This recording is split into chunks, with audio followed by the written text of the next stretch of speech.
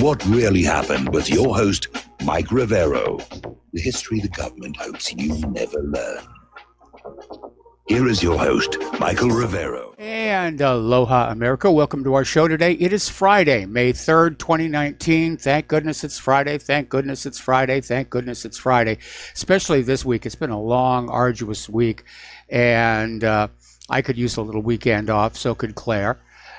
So anyway, we've got lots to talk about today. Claire will be with us in the third hour. Our phone lines are open, 800-313-9443. Sam is in our control room, ready to answer the phone, put you on the air with your comments, questions, and opinions. So let's just get right on into it. Down in Venezuela, Maduro has issued yet another video of him jogging with the military at dawn. Obviously a very, very large crowd, much larger than the handful of soldiers who were surrounding Guaido the other day. But Maduro is now starting to talk tough. He said the time has come to fight. We are hearing that some of the opposition leaders involved with the botched coup d'etat have been arrested. And as far as Lopez, apparently he was under house arrest and basically broke that to stand with Guaido the other day. So a warrant has been issued for his arrest with the idea that he'll spend the rest of his sentence behind bars. And I think it's something like 13 years is what he got sentenced to. So Maduro's out there saying, soldiers of the country, the time has come to fight and set the example before the world by defeating attempted coup plotters who sell themselves to Washington dollars. To say that in Venezuela there's a loyal and cohesive armed force like never before. So he's starting to put on those presidential brass knuckles. Story coming out of Fars News saying that the U.S. coup in Venezuela, it's going to go nowhere. And the article is basically saying everybody understands what's going on. This is another U.S. attempt at regime change. Guaido keeps calling for a military coup. It's not happening. Vice President Pence's statement of support for the coup is being echoed by Secretary of State Mike Pompeo and National Security Advisor John Bolton. It's the same players over and over and over again. So both Pence and Pompeo say the U.S. supports the Venezuelan people. In reality, however, they refuse to acknowledge that Maduro was elected by the Venezuelan people last year in an election with international observers who said that as elections go, it was one of the fairest, most open, transparent, and verifiable, certainly compared to those here in the United States of America. Now, the United States is, like I reported yesterday, there is this little bit of a conflict going on between Donald Trump and the Pentagon, who don't think direct military intervention is a good idea. And on the other side, of course, there's John Bolton out there saying, do it, do it, do it, do it, do it. So what the U.S. is talking about today is just giving the Venezuelan opposition, Juan Guaido, a ton of cash, so he can basically buy more support for his opposition in Venezuela, because it is a very cash-strapped country, and with enough money that they can buy the support, they think they can buy the support that they need. So, of course, this huge influx of cash heading for Venezuela is not being paid for by the oil companies that will profit off Venezuela's oil. It's not even being paid for by the U.S. government. Ultimately, it's coming out of your pocket. The U.S. government is going to take more money away from you in order to go overthrow a foreign government, off of which American corporations will then make a huge profit. This is a recurring pattern. You should be aware this is what's going on. Okay, Iran is now condemning the U.S. coup attempt in Venezuela. It's warning against military action. Of course, they're a little bit far away to actually do anything about it, unlike in Syria. And Venezuela, it's even a little bit of a reach for Russia, although Russia is apparently there with a couple of bombers and some other advisors, if you will. So we'll see what's going to happen there.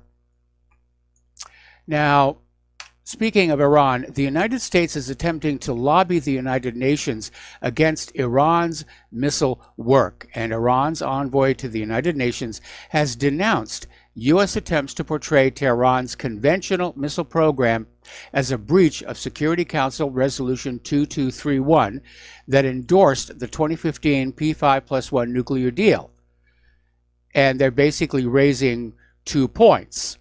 Okay, first of all, that Resolution 2231 never covered Iran's missile activities.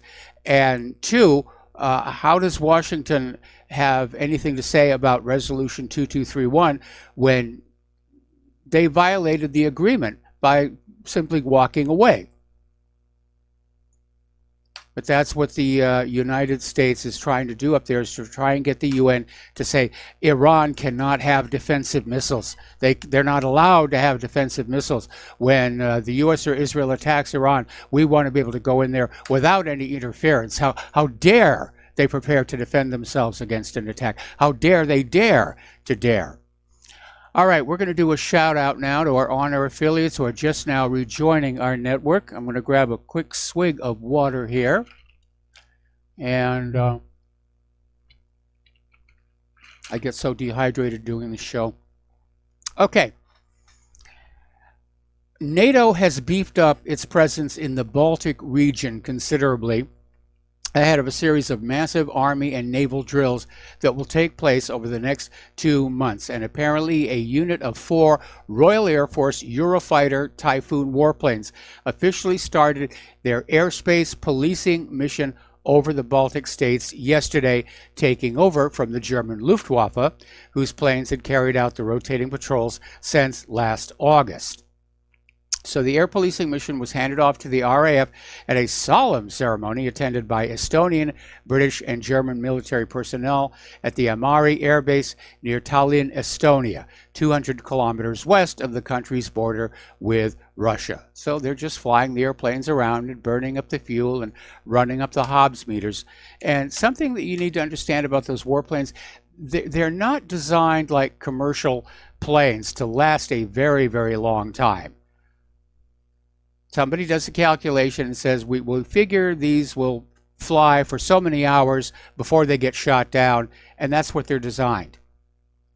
That's what they're designed for, which means basically flying constant patrols wears the aircraft out. Now, a while back, the United States announced it would withdraw from the Intermediate Range Nuclear Forces Treaty. They did that last October. And to nobody's surprise, the U.S. has now signed over $1 billion with a B in contracts to build missiles that had previously been banned by the Intermediate Range Nuclear Forces Treaty. So they're basically arming up. And that runs contrary to the U.S. own claims last February that it would continue to respect the boundaries of the treaty. But then these days, nobody believes anything the U.S. government has to say, neither should you. Over in Lebanon, the Hezbollah militant group is claiming to have sufficient resources to enter Israel's border region of Galilee and destroy Israeli forces if the IDF attacks Lebanon. This is coming from Hezbollah Secretary General Hassan Nasrallah. And I wish people would sort of tone down the rhetoric and stop talking so tough here. But he went on to say the resistance has many strong and decisive means. The time for a quick war is over. The resistance is capable of entering Galilee. That part of Israel that thinks about intervention in Lebanon will be destroyed and crushed. So he's talking basically about a targeted decap strike. Over in Jordan, the king, Abdullah II, has fired several senior officials, including the general intelligence chief, over the past week, following reports that there was a plot to destabilize the kingdom. Now, I wonder who would want to do that. But the Kuwaiti newspaper Al-Kabas, citing anonymous sources, reported several senior and influential Jordanian figures had conspired to hold a mass protest outside the royal palace in Amman to demonstrate a lack of public confidence in Jordanian Prime Minister Omar Razaz and create instability within the kingdom. So the Jordanian king has replaced the director of the General Intelligence Department, General Adnan al-Jundi, who held one of the most influential positions in the country. So they're retiring Jundi, they're replacing him with General Ahmed Husni, who has served in several senior intelligence posts. So a little bit of a shakeup over there. Getting on back to the United Nations, Israel's UN ambassador, Danny Danon, was out there claiming that Israel owns all of Palestine and was waving a Bible around and saying, this is the deed to our land. The Bible is proof to Israel's fundamental right to all of Palestine. So Danon is out there claiming ownership to all of Palestine, which he calls Eretz Yisrael, at a time when the international community is worried about Netanyahu realizing his recent election promise to annex the occupied West Bank. Now, such a religious claim coming from a supposedly secular representative of a supposedly secular democratic state put forth into a serious political world assembly may seem bizarre, but it's not new. Back in 1937, the New York Times reported how David Ben-Gurion was claiming the Bible was a kind of deed to the land in his testimony to the British Royal Peel Commission. And annexation is definitely on the horizon. Jared Kushner said just yesterday that Washington would in fact discuss the possibility of Israel annexing the West Bank settlements when the new Israeli government is formed. Now, Israel and the Palestinians, he's saying that they should wait to see his Middle East peace proposal before making any unilateral moves. In other words, he wants to take credit for whatever's going to happen here. But here's what's very alarming, and it's not coming as a surprise. We knew this was coming. Jared Kushner is out there saying, let's not even talk about a two-state solution. Let's just not say it. If you say two-state, it means one thing to the Israelis. It means one thing to the Palestinians. You know, let's just not say it. Let's just say, let's work on the details of what this means. So it's definitely not a two-state solution in the offering. Over at New York University, their Department of Social and Cultural Analysis passed a resolution that pledges non-cooperation with the university's study abroad program in Tel Aviv, citing the obligation to uphold the university's policy of ethical conduct on non-discrimination and equal opportunity. The faculty declared non-cooperation with the program until the Israeli state both ends its restrictions on entry based on ancestry and political speech, as well as adopts policies granting visas for exchanges to Palestinian universities on a full, equal basis as it does to Israeli universities.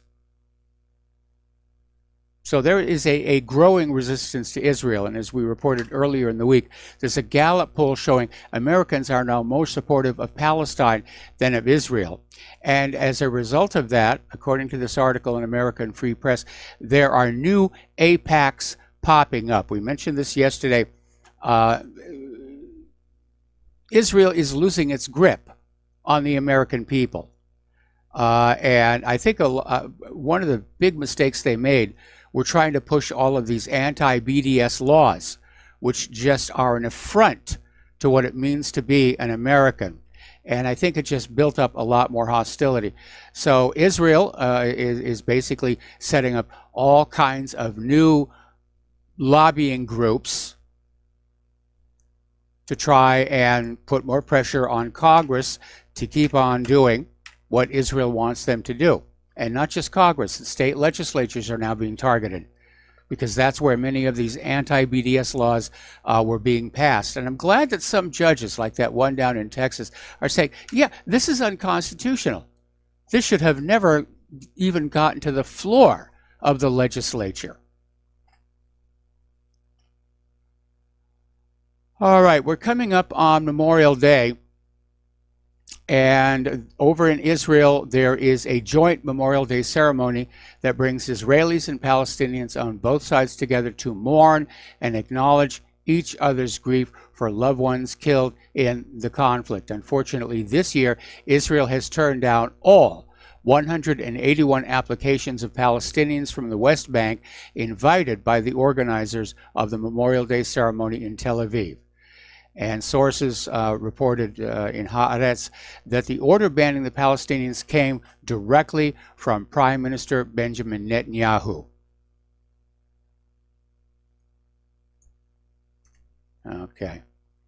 It's been another incidents of vandalism over in the West Bank, where settlers are spraying racist graffiti on Palestinian homes, along with slashing the tires of Palestinian cars in the northern occupied West Bank. You know, it's behavior like that that is leading to the loss of support for Israel. Israel just got used to being able to behave like this and expect that the corporate media and politicians would make excuses and cover up for them. But it's not working any longer. Meanwhile, over in Twitter, apparently there is now a pogrom, if you will, against Palestinian voices.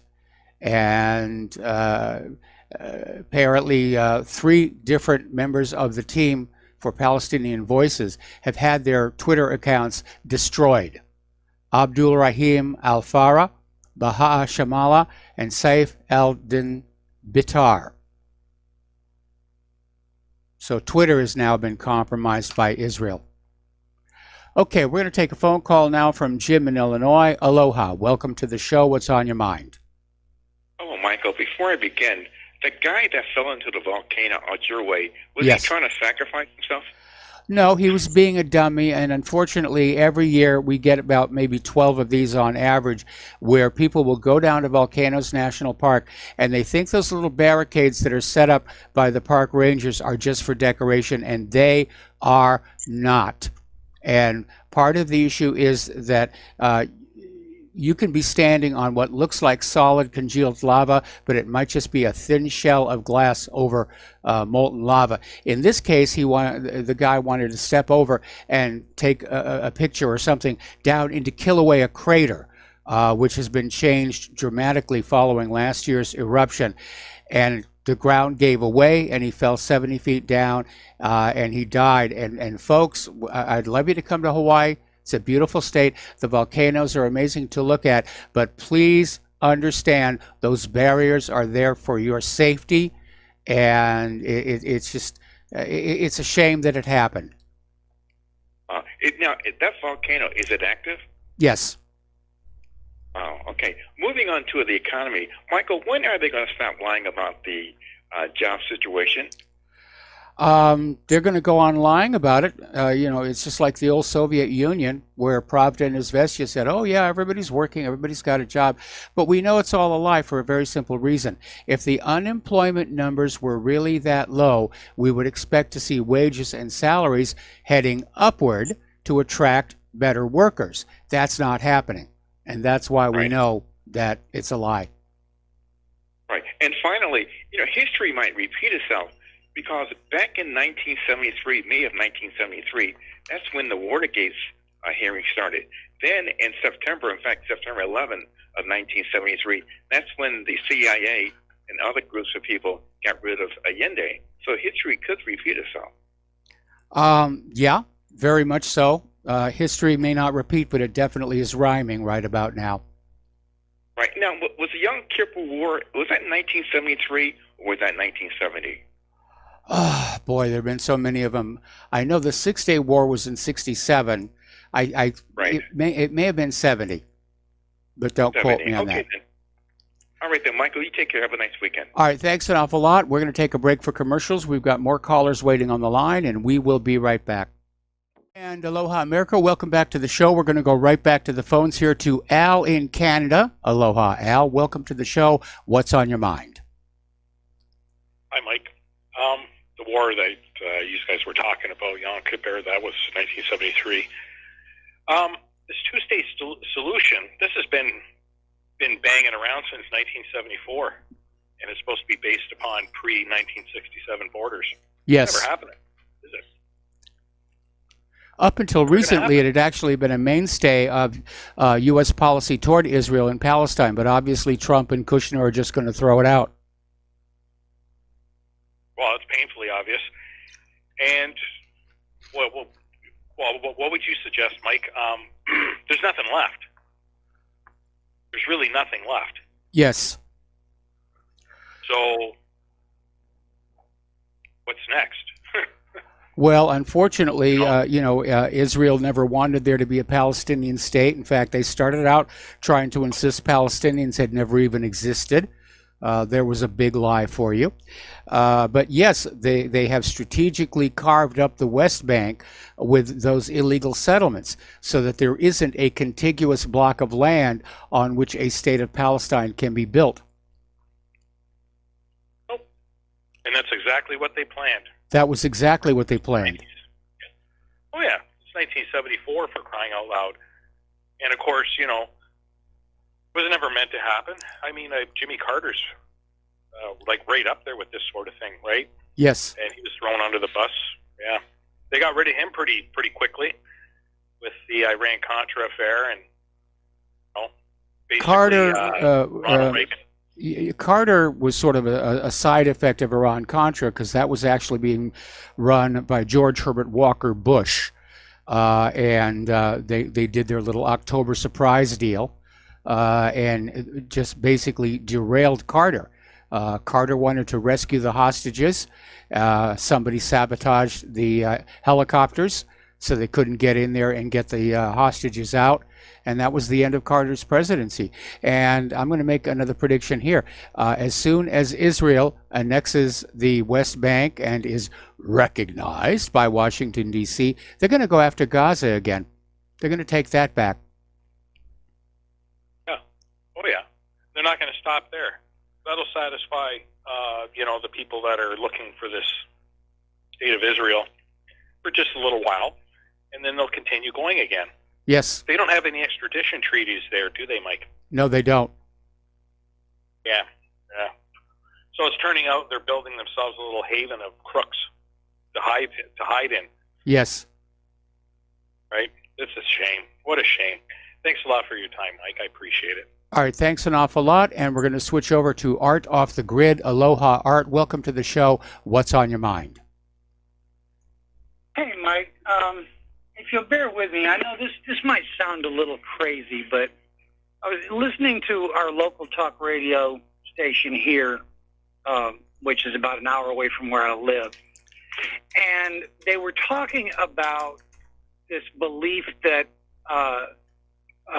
Alexandria Cortez has somehow managed to build up enough clout that she can actually instill fear in those Democrats that aren't quite as far to the left as they would like. And so now they're using this newfound power that they have to try to intimidate any Democrats that aren't left enough into going along with what they want to do. Now, I'm thinking about that, and I'm thinking about how I always talk to people about how art imitates life. And we can see a lot of this in TV and movies. And, for example, in this TV series called Continuum, it's a lady cop from the future gets propelled into the past, yes, along with a bunch of anarchist criminals. I'm sure you've heard about it. Yes. And they talk about the corporate democracy, and they refer to the food rights of the future, and they talk about this company called San Monto, which that's a direct reference to Monsanto. And they're talking about how this Liberate, the Lib R and the number 8 group is against this corporate democracy. But then this morning they were talking about what was happening. They were talking about Cortez and all of this, and trying to make a connection between what's happening with Facebook and how what's his name, Crowder, and his 4 million followers, whatever, may be banned because of some kind of stupid garbage that they're trying to create. And they were talking about how what's his name, the founder of Facebook, I can't think of his name right off the bat, is like kind of secretly begging for this Facebook to become something like a public utility. And then what they were talking about was this would be the next step before they go to full-blown corporate socialism. And so thinking about all of this, I'm kind of wondering, does any of this seem plausible to you? Does it seem like this might be where they're trying to go with this? Well, the problem with taking Facebook and declaring it a public utility is then it would be opened up to First Amendment lawsuits. The whole liberal justification to support the censorship is, hey, these are private companies and they can do what they want. This is, of course, coming from the same people who went ballistic when a baker refused to make a gay wedding cake. Anyway, Art, stay on the line. I'm going to bring you back after the commercial break. And aloha, America. Welcome back to our show. We're talking with Art Off the Grid. We're talking about life imitating art and how very often ideas that we'll see in TV shows eventually seem to become reality. And Art was sort of saying, are they trying to use the TV shows to telegraph their intentions to us? It may be going the other way. Do you remember the movie 3 Days of the Condor? Yes, I do. Okay, it was based on a book called The 9 Days of the Condor. They shrunk it down, obviously. And the whole backstory of that film and book was that there was this CIA office, and all they did was read cheap spy novels, look at TV shows and movies, and try and pick out ideas that might be useful to CIA covert operations. Right. So that may be the line in communication. Well, it just seemed awful strange to me, you know, because I mean, I look back, you know, when I first got interested in this life imitating art thing, or art imitating life thing, you know, and somebody started pointing out various things that just really did seem to connect. It was almost like, you know, they really were using the media to kind of prepare people for what was to come. And if we look back over the past, 60 or so years of movies and TV and all of this, we can actually see where, in many respects, it wouldn't be so far-fetched that maybe they are using the media to prepare us. Well, I'm sure that, you know, obviously the corporate media is being used by the government to propagandize us. The issue is, you know, they're trying to use the media to sell us the wars, to reassure us the economy is doing great, even though anybody with two eyes knows that that is an absolute flat-out lie. But in terms of trying to condition us to accept, for example, the New World Order, that's I'm not really seeing that. It may be possible sometime in the future. I understand that next year Hollywood is planning a whole raft of LGBTQ themed movies to try and push that agenda as well. But I don't expect they're going to do that well, because the past history of film in this country has been that movies pushing certain agendas generally don't do well. People don't go to the movies to be propagandized or brainwashed. They go to be distracted from how terrible life can be. They want to see Busby Berkeley and the girls out there dancing around, and they don't want to go into a movie and have some liberal agenda shoved down their throat. Those movies tend not to do very well. Well, you know, it just kind of got me thinking when I heard him talking about that this morning, and you know, and I'm thinking, you know, look at all of the movies portraying, you know, the Holocaust and all of these other things, and how many people today actually, you know, when you talk to them about it, it's almost like they're just talking about a movie. Yes. Because, you know, we know it wasn't possible for 6 million Jews to be killed, and because there weren't 6 million Jews in Europe, there were only like 3,700,000 or something thousand. You know, so how do you kill twice as many as were even in Europe at the time? And, you know, but when you hear people talking about it, it's almost like they're talking about the movies. I mean, you can almost relate, people will believe what they see in the movies, and very often it's completely wrong. But you're absolutely right. One of the areas in which movies and TV do propagandize us is the approved official version of World War II.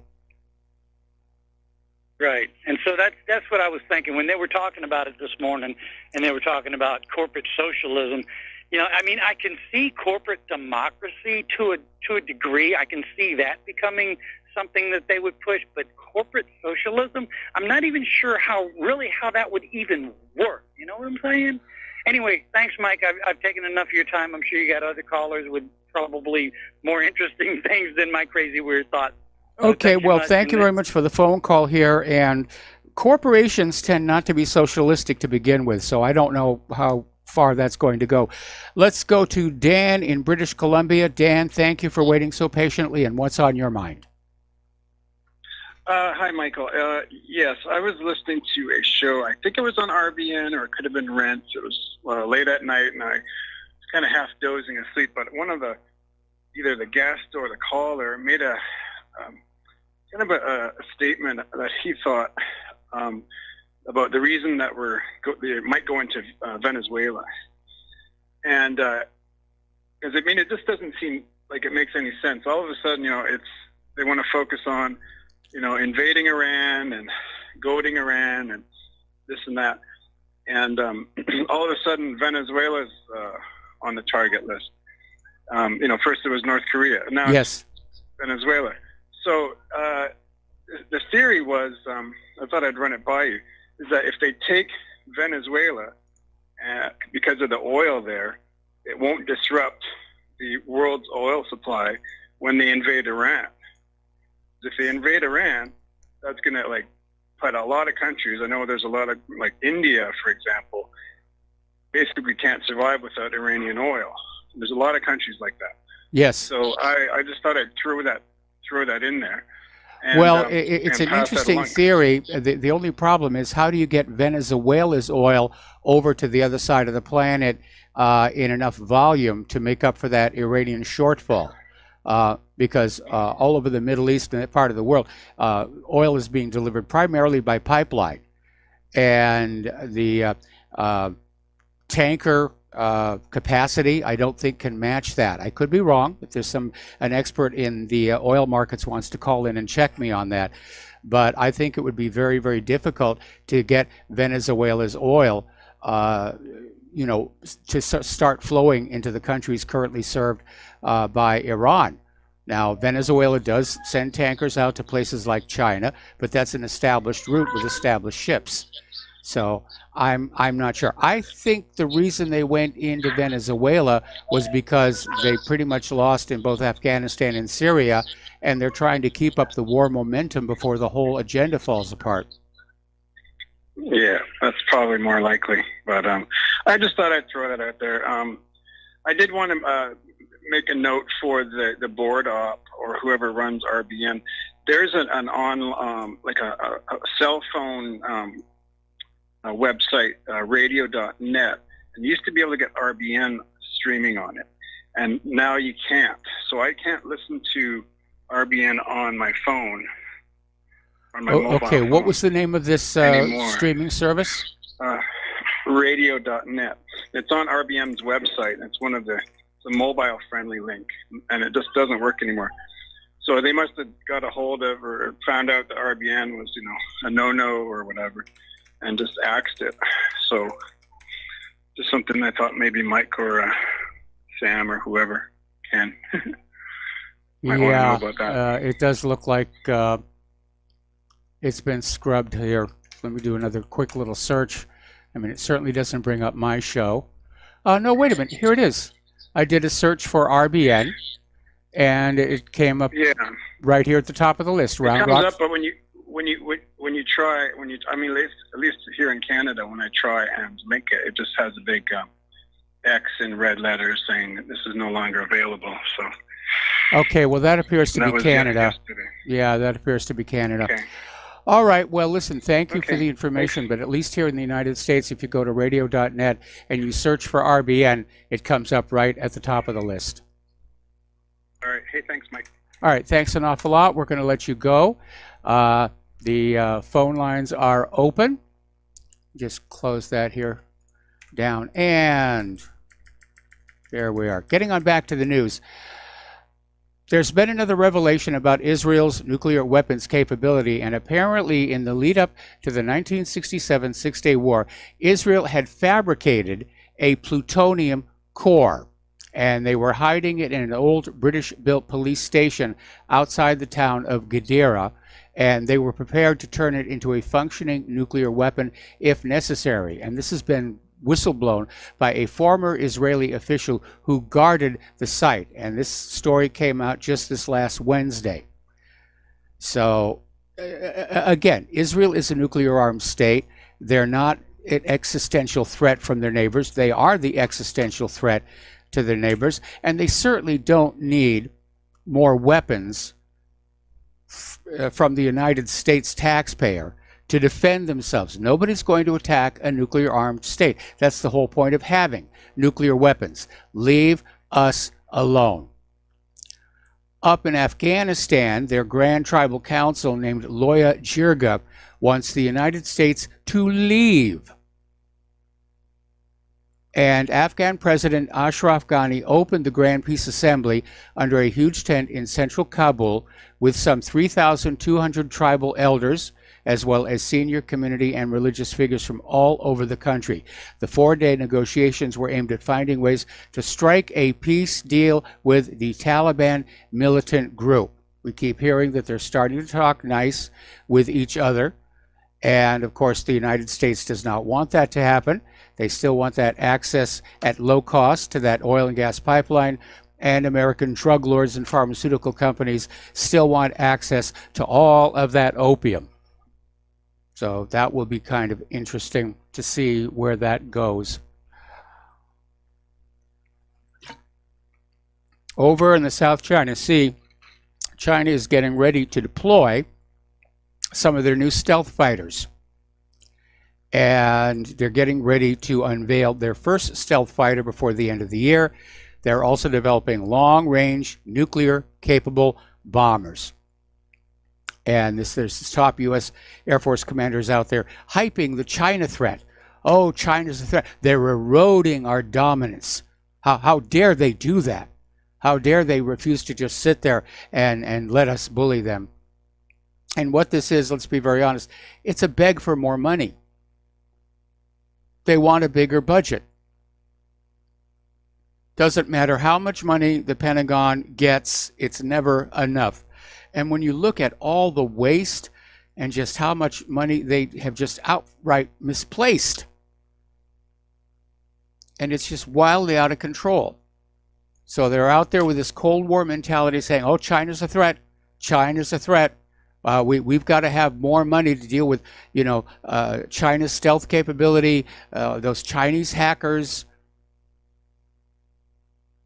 And in this report, they also came out basically accusing ethnic Chinese people in general of being willing to advance China's interest. And that is hedging very dangerously close to the internment camps where the Japanese people were put during World War II, which is a major, major stain on our history. Apparently, there was a program to train Afghan attack pilots here in the United States, and it has now been disbanded because nearly half of the airmen went AWOL in Texas. Apparently, 40% of the Afghan Air Force students enrolled in the program went absent without leave in the middle of the training. The pilots were being trained to fly the AC-208 Combat Caravan, which is a light attack combat aircraft, and only one class actually graduated from the U.S.-based program. And the students that did not go AWOL were pulled back to Afghanistan to complete their training. All right, we're going to take another phone call here. This one from Mike in Kentucky. Aloha. Welcome to the show. What's on your mind? Well, the guy up in Canada, maybe ancient history, but and I think maybe you've changed since then, but I was looking through my favorites folder here.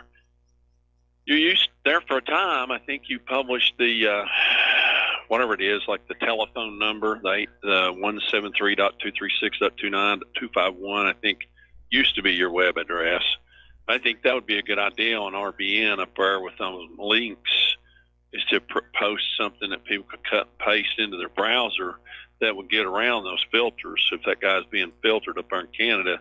And of course, there's all kinds of other tricks, virtual private network. One of the things I like to do is to go to like start page, and it offers a cache, so you can click on that and open in a new tab or whatever, and that may get around the filtering. I've played around sometimes and gotten tricks. I know in years past when you've had trouble with your web page, that was one of the things, was to use that whatever it's called. In this case, the filtering is being done at the web server level. There's no problem getting to the web page itself. The problem is apparently under orders from the government of Canada, the web page has now disconnected RBN. Well, shouldn't you be able to go through a proxy server in another country like the start page uses? I did that at a library that was blocking a bunch of web pages. I went through and put it in their favorites folder with using proxy servers so people could still get to pages that were You're being right. blocked. That might work. That might work if you have a proxy server that's outside of Canada. It might still work. Yeah. Well, I know people used to do that. I haven't really played around with it much in years, but I seem to remember several years ago you had this problem with some stuff being blocked, and I think RBN at one point had a telephone company that was trying to block people from listening and trying to claim it was broadcasting or some stuff. I remember a caller from Florida that was trying to figure workarounds. Yeah. And this goes ancient history, but it still gets, every now and then, those old methods get brought back up to be used again. But I saw on a local auction the other day somebody auctioning what they called conspiracy notes, which was the two 1963 $2 and $5 United States note that Kennedy issued to monetize silver stocks. Yes. And of course, a lot of people say that's what got him killed. But you just brought up Israeli nukes, and back during that time, they really wanted nuclear weapons, and they didn't want their Dimona reactor inspected. RBN posted a story within the last couple of weeks. I tried to read it all. It's very exhaustive with all kinds of hot links and rabbit trails asking that question. Did the Israelis kill the JFKs? And, of course, there's some question as to what was up with JFK Jr., but RFK certainly... Certainly. Okay. But what you need to do is understand that major events like wars and assassinations never occur for just one reason and by one perpetrator. JFK had a lot of people who wanted him gone. Israel was one of them. The Federal Reserve was another. Organized crime was another. The CIA was another, and on and on. Anyway, listen, Mike, I got to let you go. We got to take a break for commercials, and we'll be right back.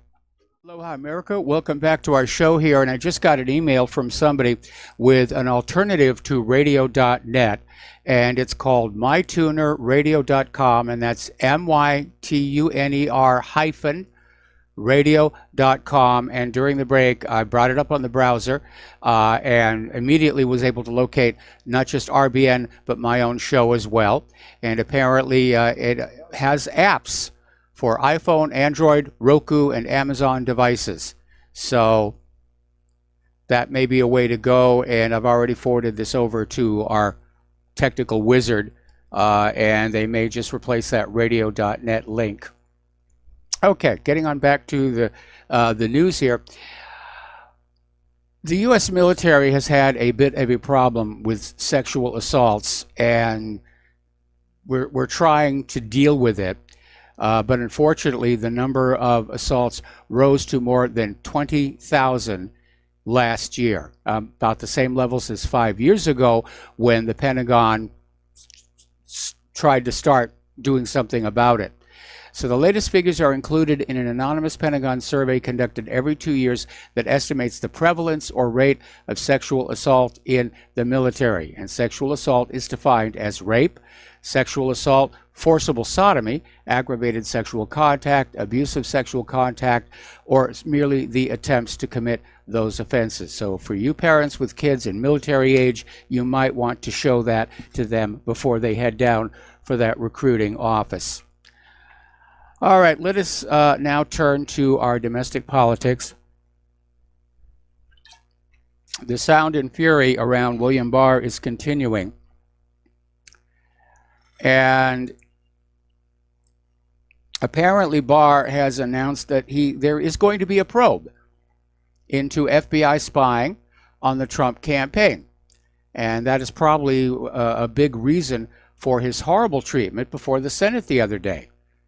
I mean, even accused criminals in court have a judge that will hold the prosecutors in check. Barr didn't have that. They just had him in that table and they just pounded on him as hard as they can. And yeah, they're afraid.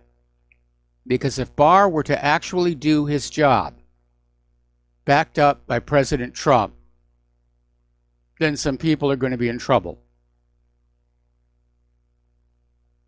So right now, a lot of those deep staters, they're afraid. They're very much afraid. And that's why you have all these people out there saying, Barr has to resign, he's got to be impeached, we've got to get rid of him. And what it's about is Barr delivered the transparency Democrats demanded.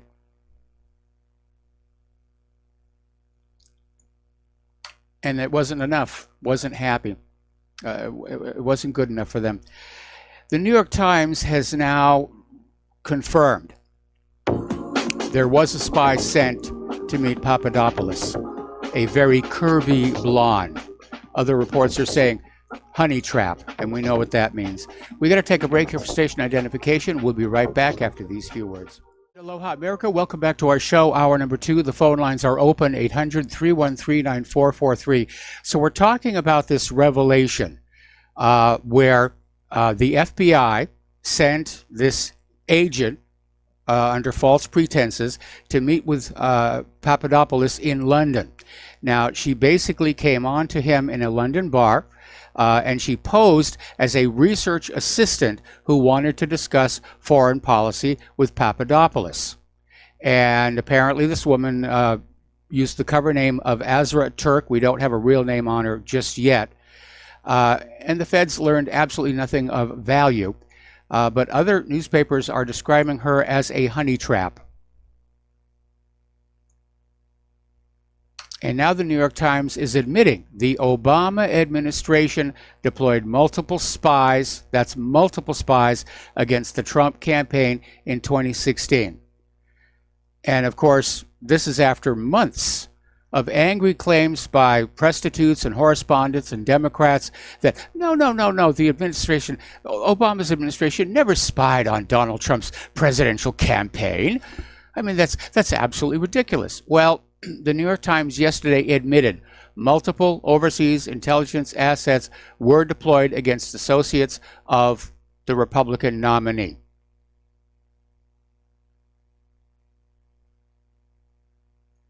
So this is getting big. And the FBI is not denying it.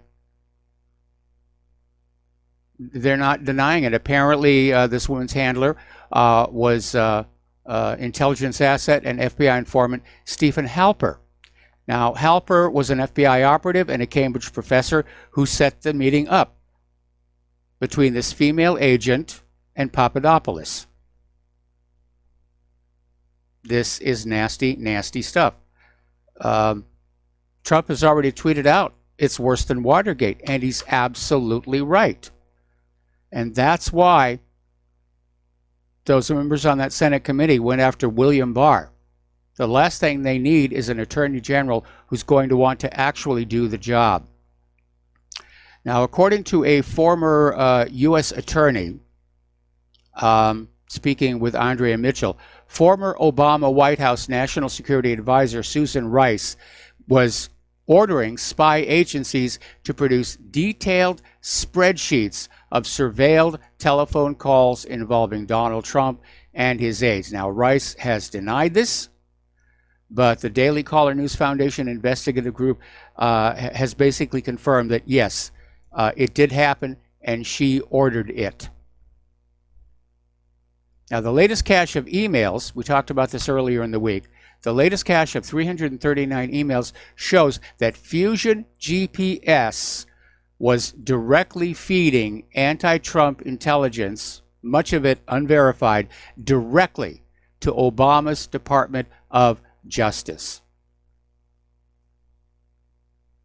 And over in Ukraine, their embassy confirms that a DNC contractor solicited Trump dirt back in 2016.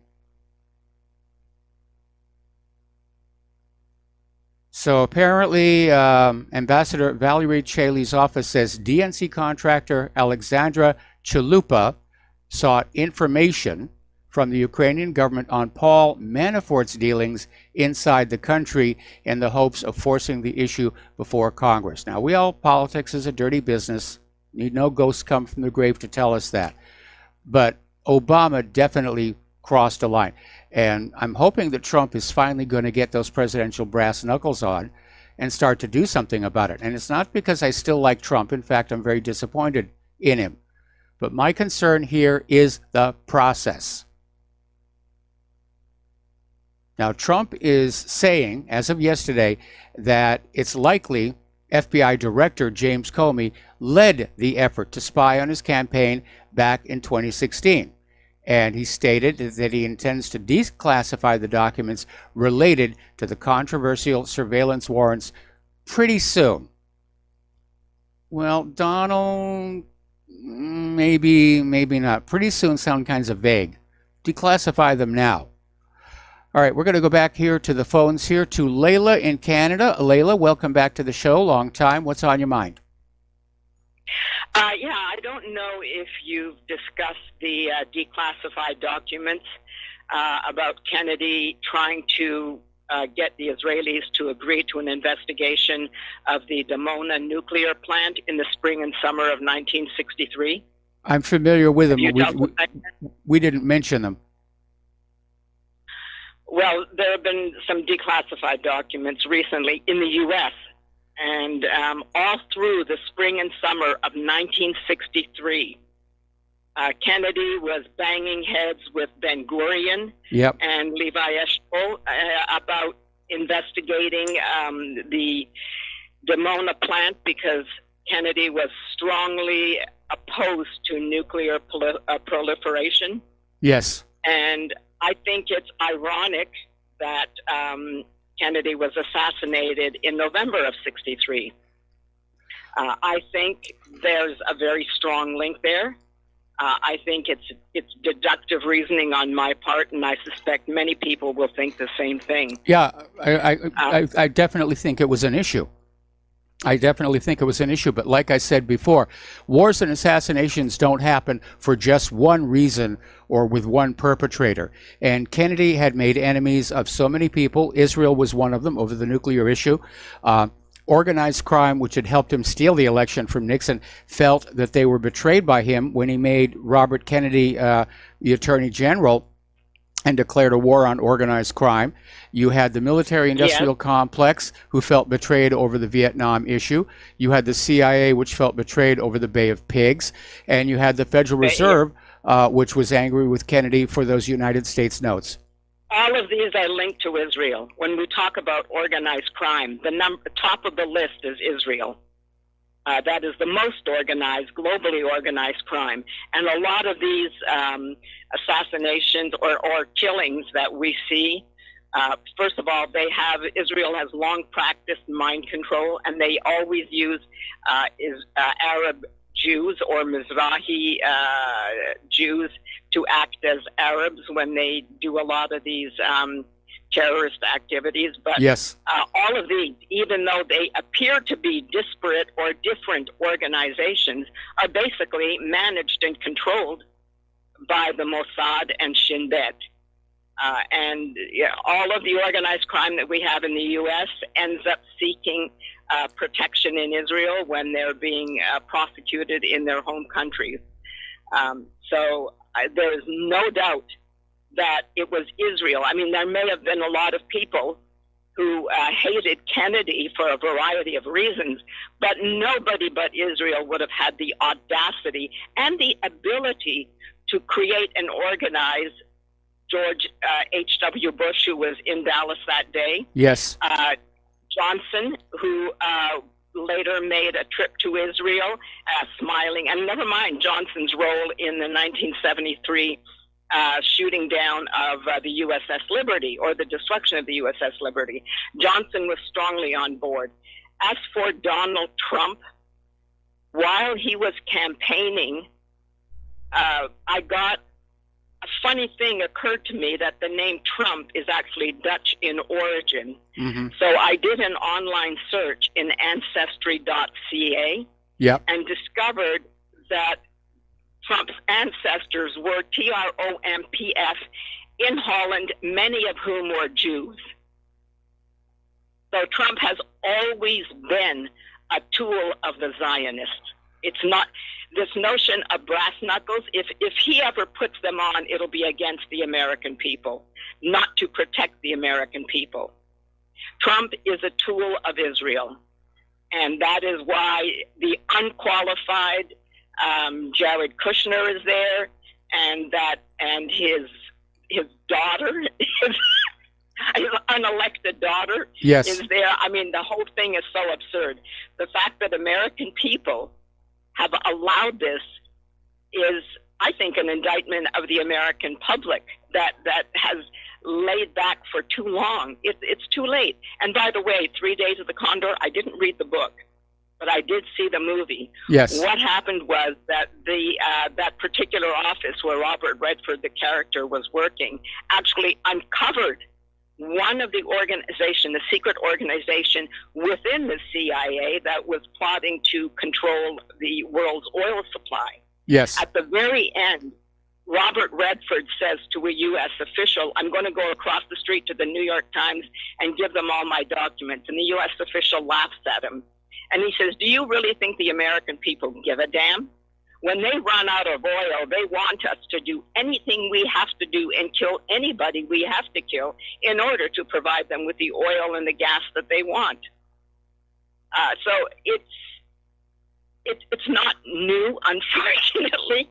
No. But anyway, if people just look for that declassified document, it is no coincidence that it was the spring and summer of '63, after a couple of years of Kennedy, or 1 year. It started in October of '62 that the Israelis were opposing any inspection of the Dimona nuclear plant. Yeah, originally And, they lied about its purpose. I mean, originally they said it was, I think they said it was a fabric dyeing facility. They said it was for peaceful purposes, just like Iran is saying now. That's why Israel knows Iran's shtick, because Iran is simply giving the same spiel that Israel gave. We're using this nuclear plant is strictly for peaceful purposes, blah, blah, blah, blah, blah. Well, there's a difference between Israel. There's a difference here between Israel and Iran, because Iran was subject to inspections. So it's well, known. Iran, yes, I agree. Iran did actually submit, but I mean, Iran could be. And by the way, it was France that helped Israel Yes. set up the Dimona nuclear plant. It was France who provided them with the nuclear grade plutonium. So it's kind of, we're basically already all puppets and property of the gang that runs Israel. And most abused and used are the deluded Israelis that are actually Celts and Slavs that converted to Judaism because it was such a trendy thing to do, and they thought they could get a share of the wealth. Yep. They're all part of. They're going to suffer the most in the end, because they were only tools. And the Bible, by the way, as you know, but many people don't know, was written, rewritten, redacted, and edited for centuries. Yes. In the after the time of Christ, assuming Christ actually existed. Well, especially at the Council of Nicaea. I mean, they basically took a meat axe to the original documents. Well, I'm talking about the Old Testament. Oh, okay. The one that they're holding up, the one that the Israelis use as their, and there have been recent archaeological discoveries, by the way, that the ancient Canaanite DNA that was uncovered in the land of that is now Israel. They've done some DNA analysis of some of the mummies, and then they also tested some of the Lebanese, and they found 99 Lebanese still had the ancient Canaanite DNA present in modern Lebanese. So if it's present in modern Lebanese, you can imagine that it's present in many of the Palestinians. Absolutely. So that means that even if there was an Israel kingdom under David, who was actually the grandson of a Moabite, and Solomon, who was actually the son of a Hittite woman, she married Uriah the Hittite. She would have been a Hittite herself. The whole thing is a fraud. The whole thing was fabricated by the Zionists to give them some excuse to seize control. And Britain and France cooperated because they also wanted control of the oil, not just the oil resources, but all the mineral wealth and access to India and all those other places, and to also steal the Suez. And Canada played a huge role with Lester Pearson and numerous other prominent Canadians coming under the influence of Louis Brandeis and Felix Frankfurter, who managed to control the so-called peace conference in Versailles in 1919. So it's tragic what has happened to us. Yes. But we who presumed we were better educated in previous decades were so gullible because we were entertained. We had lots of bread and tons of enjoyable circuses. And we had our self-indulgences, and we allowed it to happen. We did not exercise our discriminatory thinking patterns. And political parties are profoundly culpable. I don't know if you're aware, but the guy who ran Netanyahu's campaign, yeah, I think I told you this before, McNaughton, also ran the campaign for Stephen Harper, a rabid Zionist, and also for all the conservatives around the world. He has, so he's very skilled, and no doubt we have an election coming up in Canada. We have absolutely no choice. We have the poor little dimwit, the mentally challenged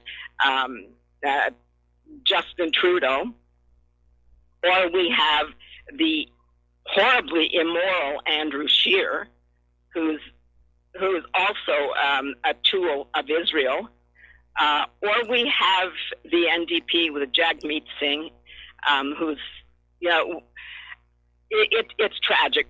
It's whether it's Canada or the U.S., Trump needs to be overthrown.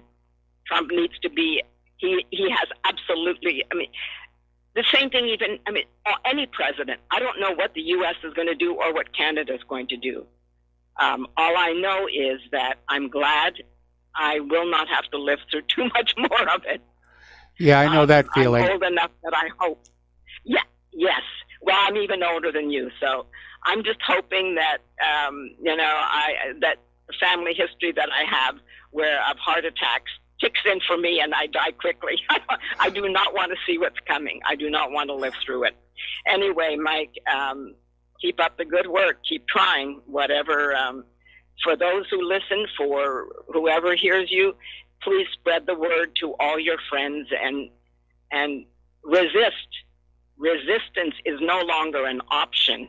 It's either lay down or die or resist. And never, never will Trump ever do any of the things that he promised he was going to do. He is serving Netanyahu, his buddy. Well, there was no surprise on that. I mean, back in 2016, Trump made it very clear he was very pro-Israel. And so, to be very honest, while we may be appalled at what's going on with Jared Kushner and West Bank annexation and moving the embassy to Jerusalem, it was certainly not unexpected that that was going to happen. Anyway, Layla, thank you very much for the phone call and the information. We're going to let you go. We're going to do a shout out to our on-air affiliates who are just now rejoining the network, and back to the phones to Rick in Arizona. Aloha, Rick. I'm probably going to have to take you through the coming commercial break. What's on your mind? Okay. How am I coming in now? You sound great. Okay. Yeah, I just want to make a comment, couple points before Tom calls in and talks about Cuba. I think he's pretty what he's talking about is pretty accurate. One thing that I always thought about Cuba was they had to leave Castro in there to keep the mafia out of Cuba because of the money laundering situation that would develop with them controlling the island. And so they kept, it was a love-hate relationship between Castro and the United States because we didn't want their tobacco and their sugar to piss off our farmers here in America, but we couldn't allow free enterprise to take over into Cuba. That way the mob would rise up again with their hotels and their money laundering. And that's 90 miles off the coast of Florida. And we really could have knocked out Castro by noon on Friday with our military very easily. So Tom is right about pretty much all about Cuba, and I just want people to think the people. Well, here's my question. If the U.S. military could have knocked out Castro, and they didn't really do a very good job at the Bay of Pigs, I have to point out, they could have put Batista back in because, he survived. He bugged out. Anyway, Rick, stay on the line. We'll be right back after these few words. And aloha, America. Welcome back to our show. We're talking with Rick in Arizona about Cuba. And there's one part of the narrative that I have a little issue with, and that was the fact that back then, as now, there was a good relationship between the U.S. government and organized crime. So this idea that they didn't want them to go back in there, I'm really not sure about that. It may have been about maximizing profits for Las Vegas, which would have maximized tax revenues for the U.S. government. But we know that the U.S. intelligence agencies actually enlisted organized crime both in World War II and in the campaign against Castro after the revolution. Yeah, well, I can see what you're saying, but things change, and they didn't want Cuba to become a huge vault for organized crime cash. I mean, it's Batista was there with Lansky and Traficant, and when they overthrew Batista, they pushed those guys out of there. And I mean, this is just what I see as what happened is we left Castro in there to keep the mob out and to keep the embargo there, so there was no trade, where we keep our farmers happy, and to keep the Department of Treasury happy. And as far as Leah and her conversation, she's a very wise woman. I've always been in the camp. I thought it was the Monacan begging gang that pulled off the Kennedy hit. Yeah. And as far as Trump goes,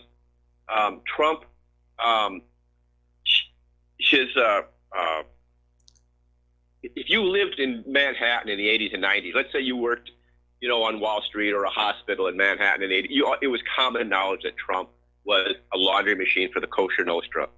And the Kosher Nostra is the most vicious mafia in a pair of shoes. All you got to do is go back and read how they operated in New York City in the 20s and 30s, and you will see why nobody will testify against these people. When they were they prey on their own. I mean, they would go into merchants who were Jewish, and they would extort them for payments for protection.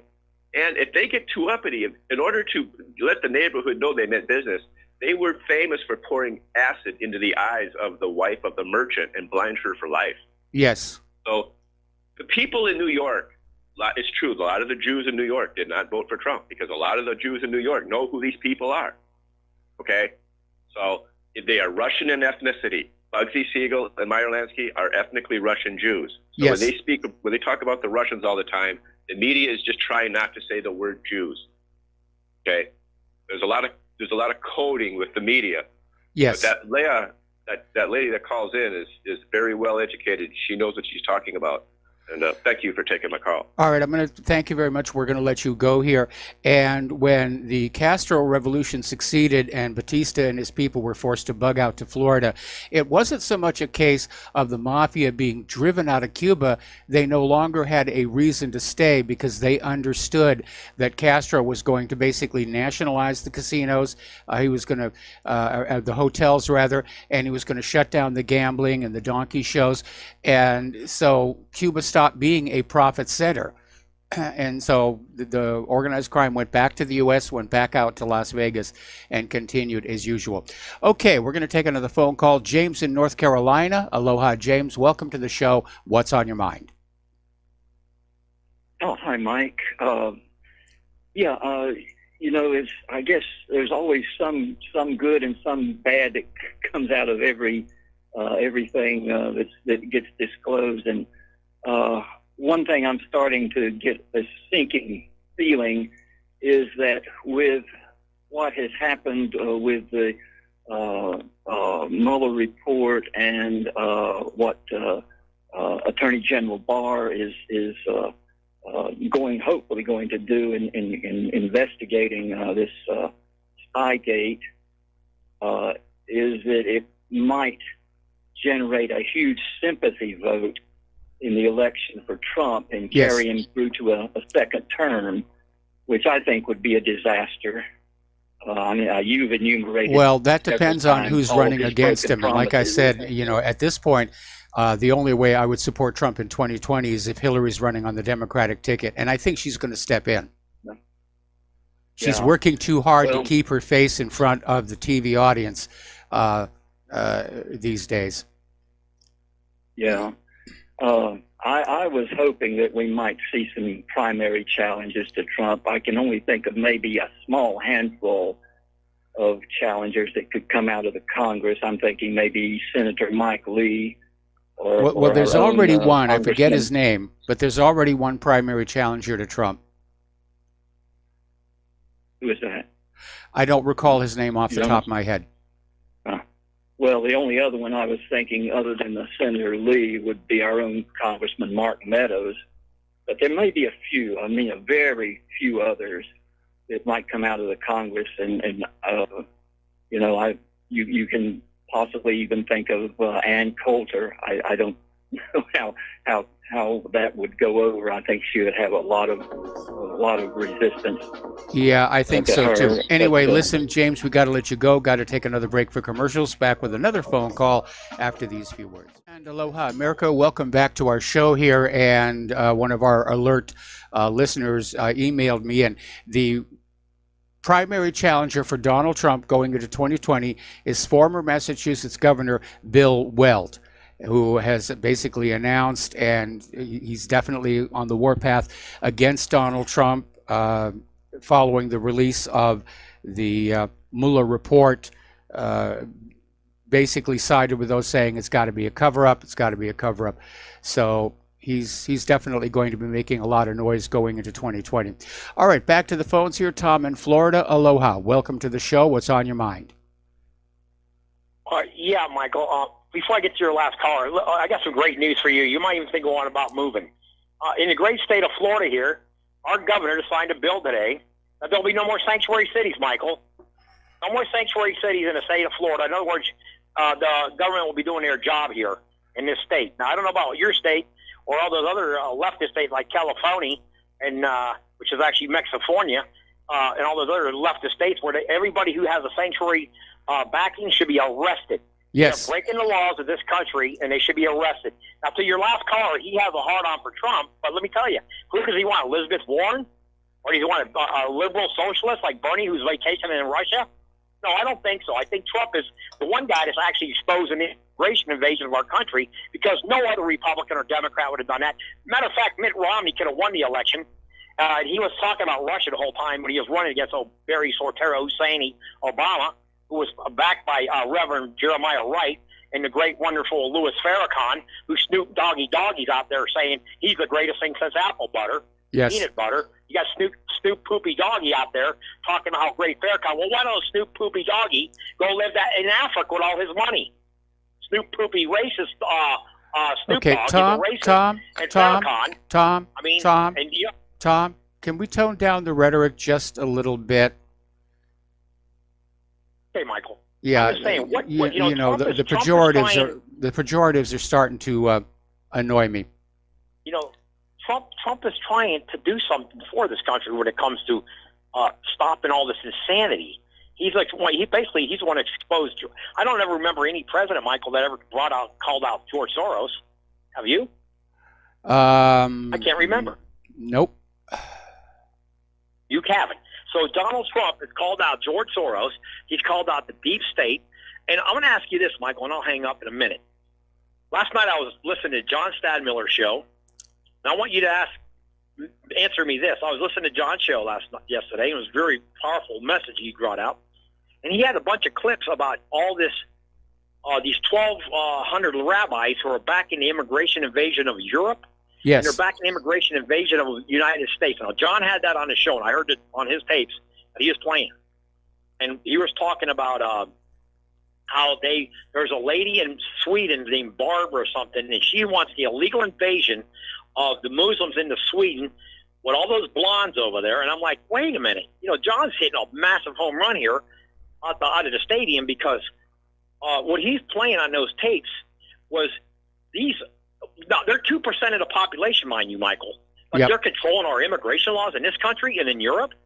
How can this be if they're only 2% of this United States population, and they're dictating to our government in Washington how many illegals we can take in here and who could come in here, and the same thing's going on for Europe. So my point is, if John's got that tape that I heard on his show, which is very, very powerful, that they're literally saying we are going to be dictating your immigration policies, Christians. We're going to dictate how your government's run in Europe and you run in the United States. What does that tell you, Michael, about what happened in World War II? Yeah. No, there's no Well, question about that. It's no secret that Israel's influence over our media, our banking, our political system. Hollywood. Yes, definitely. I saw that one firsthand. It's just iron tight, and that's just the way that they like it. Now, as far as Trump accomplishing things, great that he called out George Soros.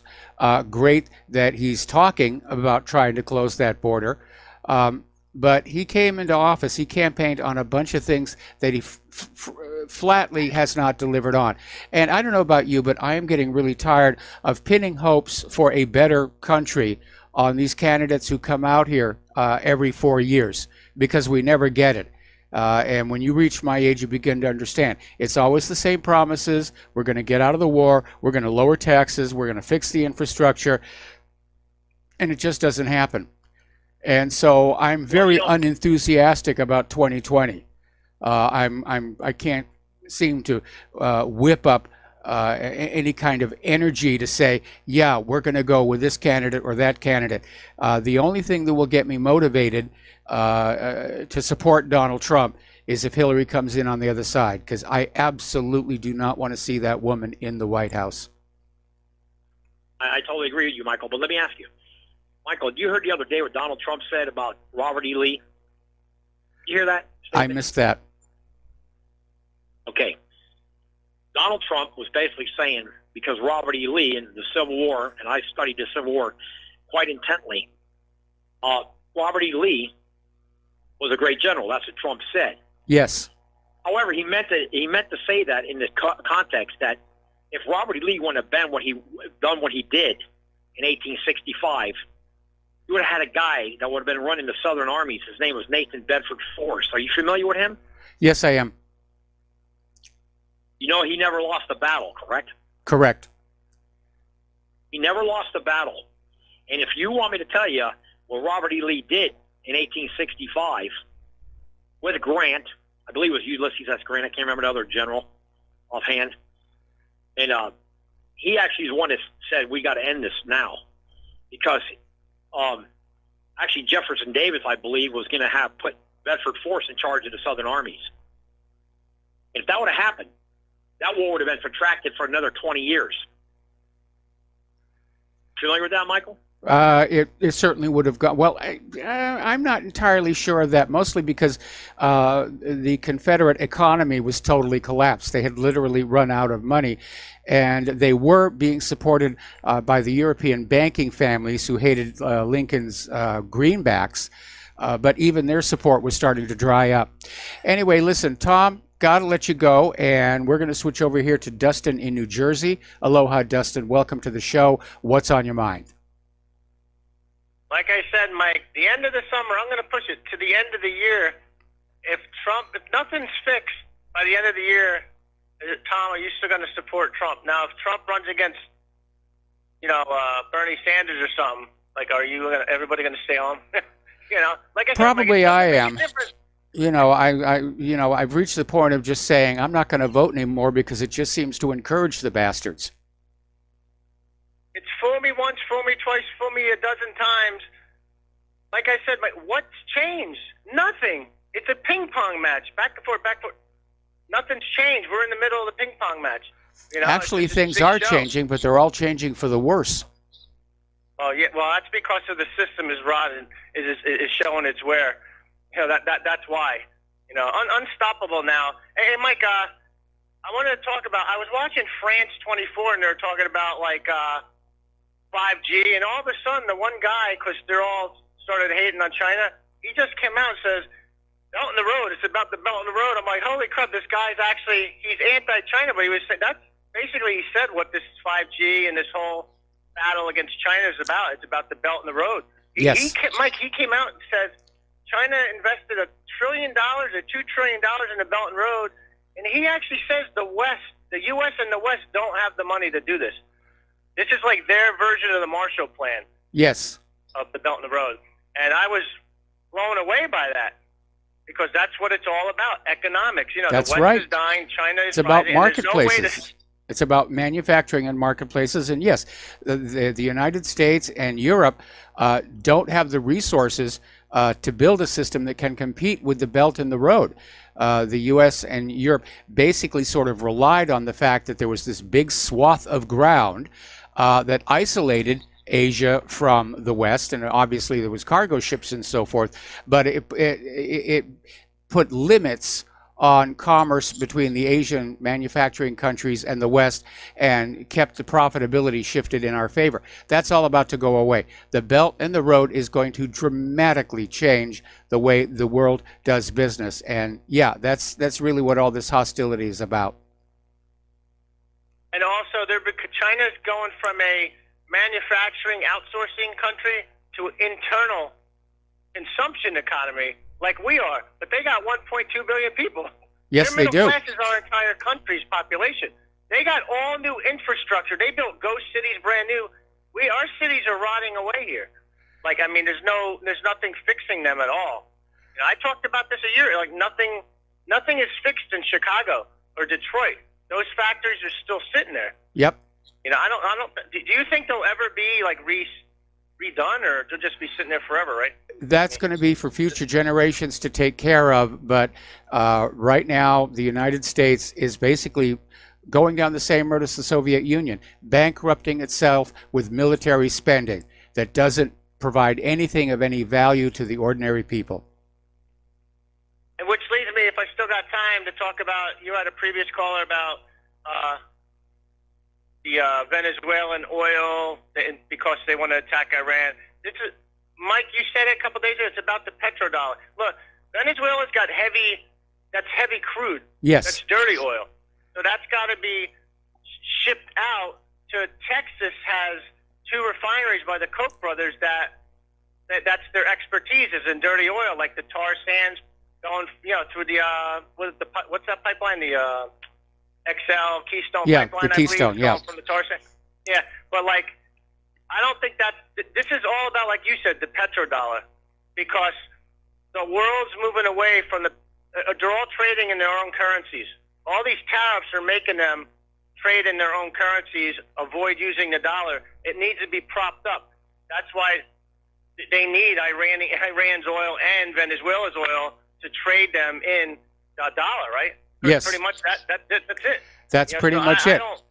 I mean, that was the whole point of that plan that Wesley Clark blew the whistle on all those years ago, to take control of the Middle East oil producing countries and make sure that their oil was traded only for the U.S. dollar. I mean, a year before we invaded Iraq, Saddam Hussein got permission from the United Nations to sell Iraq's oil for the euro instead of the dollar. And Tony Blair flew out to Texas. They had a meeting with George Bush.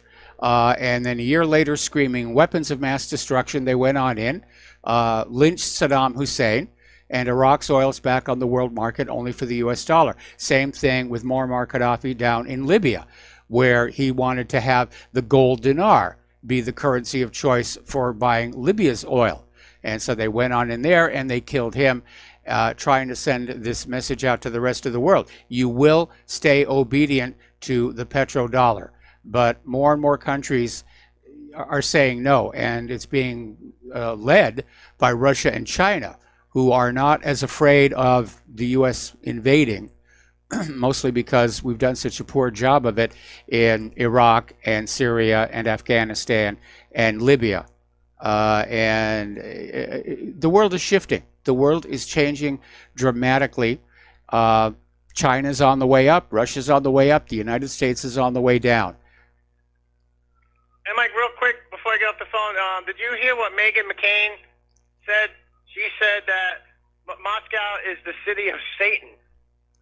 I'm like, I thought she should have said Washington D.C. is the city of Satan, and her father is one of Satan's minions. Like, why would you come out and say that? Like, I mean, even his daughter is sick. I mean, they're all sociopaths. I mean, they must go to a school of sociopaths. You know, I don't get it.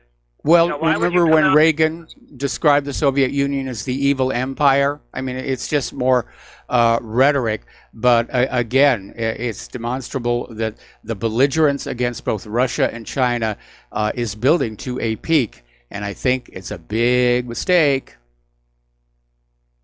Yep, U.S. should join the Belt and Road, or otherwise they're going to be left behind. Even Britain. We're out of position. On a wall. We're out of position. That's the big problem.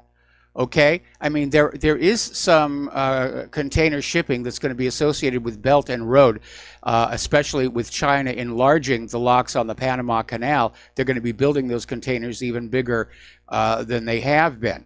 But there is really no place where the United States can plug into that Belt and Road unless they want to build a highway and a bridge across the Aleutians and come down inside China, and they don't have the money to do that. That's the real threat here. It means that it's going to be far easier for the rest of the world to buy their products from Asian factories than to buy them from here in America. Oh, yeah, Mike, and you know that defense secretary in Britain, he was fired a couple days ago? Yeah. They told him to sit down and shut up, just like he told Russia to do, remember, a year before that? He actually leaked out where Britain was going to go ahead with working with China on partial of the 5G network.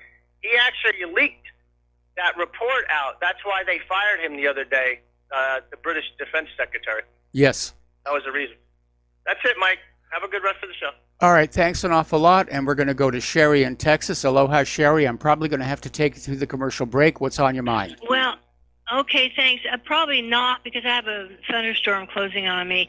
Listen, this has to do with Trump making good his promises when people would like him to. I don't think people can be strictly departmentalized because of what they do or because of who they do business with. They are who they are in their own right and in their own intent and purpose. And affiliations, I think, are part of Trump's success. They're very important. And I'm sorry, but he has a heart. I'm going to stick with that. He has a plan, and I don't think we'll be sorry. If he did what people wanted him to do now, he'd be dead, Mike. That's what I think. So I'm sticking with everything I feel about him. He's got a good heart, and we're not going to be sorry. And I'm just staying right there. Okay. And I better hang up. All right. Well, thank you very much here. And again, we have had courageous presidents in the past in this country. And yes, some of them have paid a terrible price for being courageous. It's like when Andrew Jackson shut down the Second Bank of the United States. They tried to kill him. No. And Lincoln's assassination probably had as much to do with the greenbacks as it did anything else. We're going to take a break for commercials. We'll be right back. Aloha, America. Welcome back to our show. We're going to go back to the phones to Steve Elkins. Steve, aloha. Welcome to the show. What's on your mind?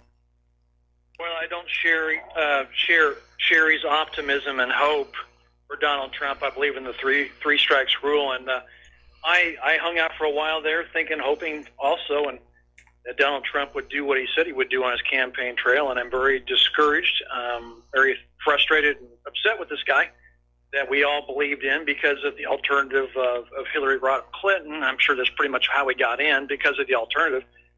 But I think Layla hit a home run today with her description of Donald Trump, who this man really is. He's not working for us. We've been bamboozled. We've been lied to. We've been cheated.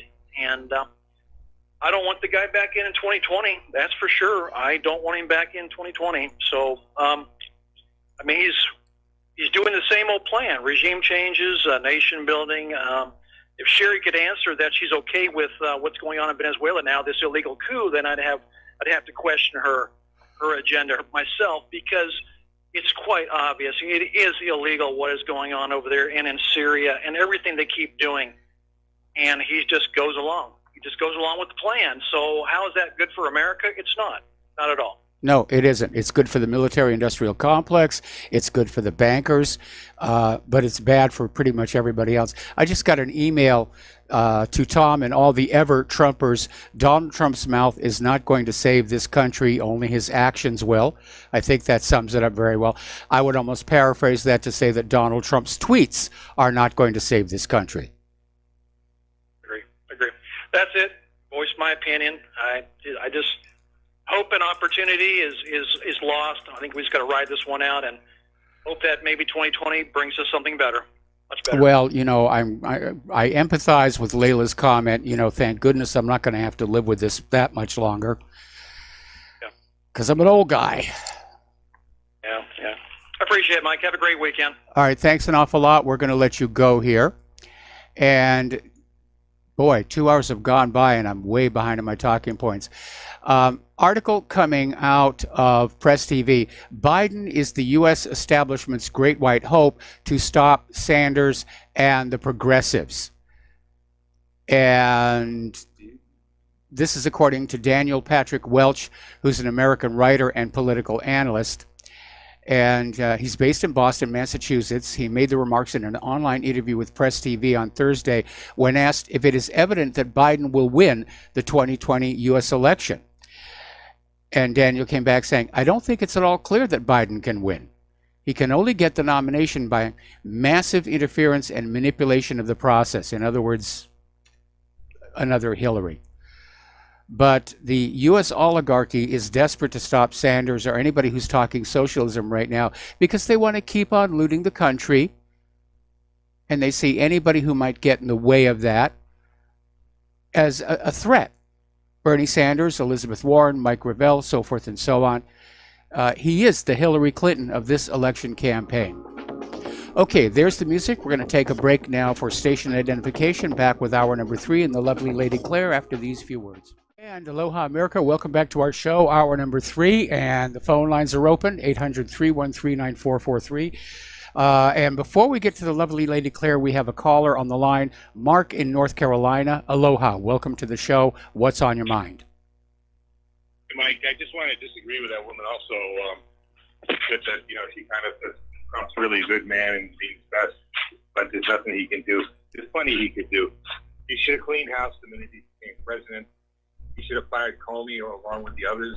Mm-hmm. He should have fired every U.S. attorney in the country and replace them. Not only that, he shouldn't rely on the Secret Service for his protection. There's nothing in the Constitution that says you need to rely on the Secret Service. No, there isn't, but he does have his own private security detail that supposedly works with the Secret Service protective detail. And by the way, if my memory serves, Trump actually did fire James Comey. Yeah, but he didn't fire him right away. He should have fired him the second he got in. Agreed. Yes. To Clapper and Brennan. But as far as the Secret Service goes, he could use people from the military instead to protect him, people he could trust. I don't think he can trust everybody in the military, but they're certainly more trustworthy than the Secret Service, who I believe probably were in on the murder of JFK back in '63. Oh, there's no question about that. Yeah. There's that famous James Altkins photo where, the Secret Service is riding in the car ahead of Kennedy's car, and as the gunshots ring out, they just stay right there, and one of them's just grinning ear to ear. Yeah, they're all tied in together, these government agencies. Well, same thing happened to Indira Gandhi. She was killed by her protective detail. Mm-hmm. Right. But the thing is this, you got to realize that the military is a little bit different. They're more down to earth. They're not quite, tied into the bureaucracy the way the others are, except maybe the top generals and stuff like that. And I think he'd be better off even today is getting some good soldiers in there, people who know what they're doing, people who have who also do security, like MPs, special forces, whatever, and using them.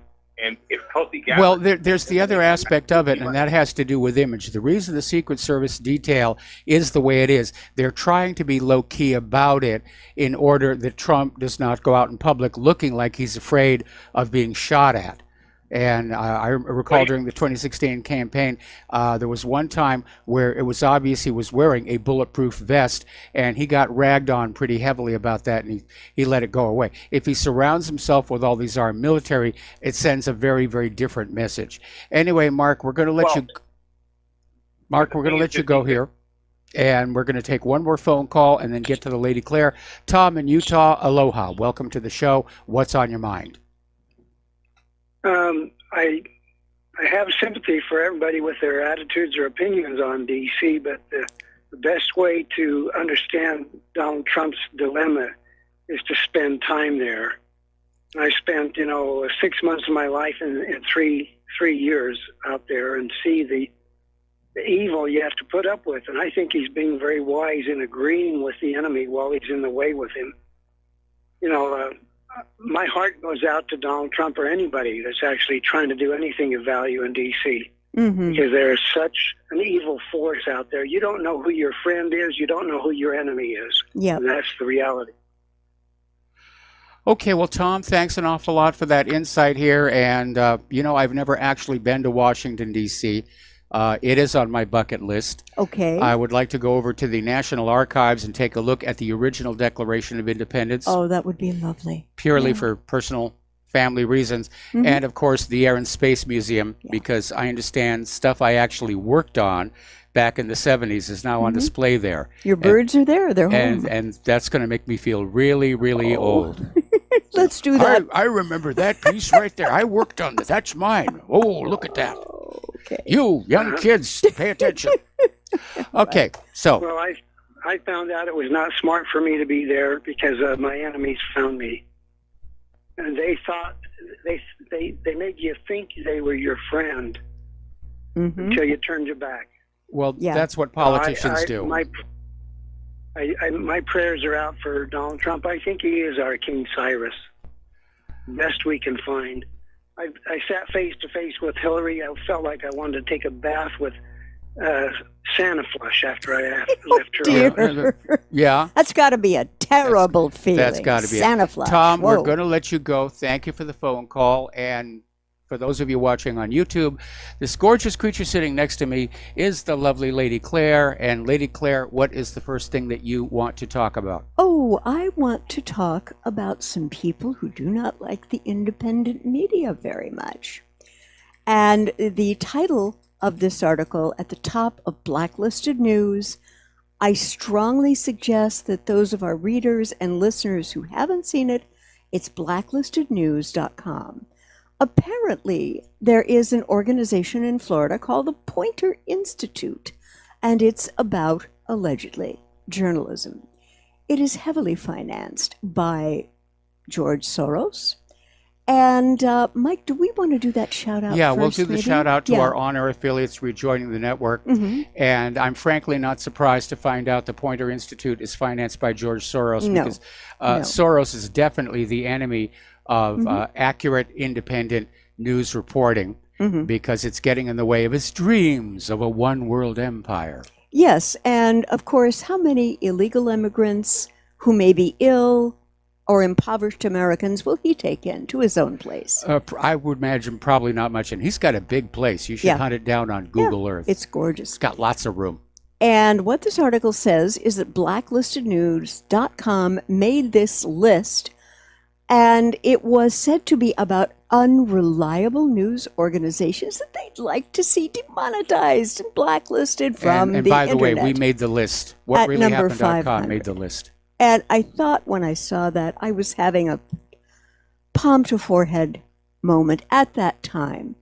And one thing that the writer at Blacklisted News said is that they are looking for other ways to monetize, and other than banner advertising. And the way that he phrased this was, "This isn't over by a long shot."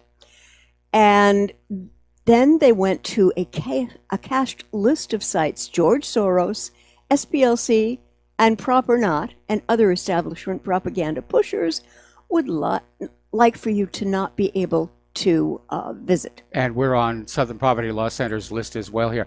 Yeah. The real problem that's going Mhm. on is there is now a campaign to convince online advertisers not to do business with the independent media. Right.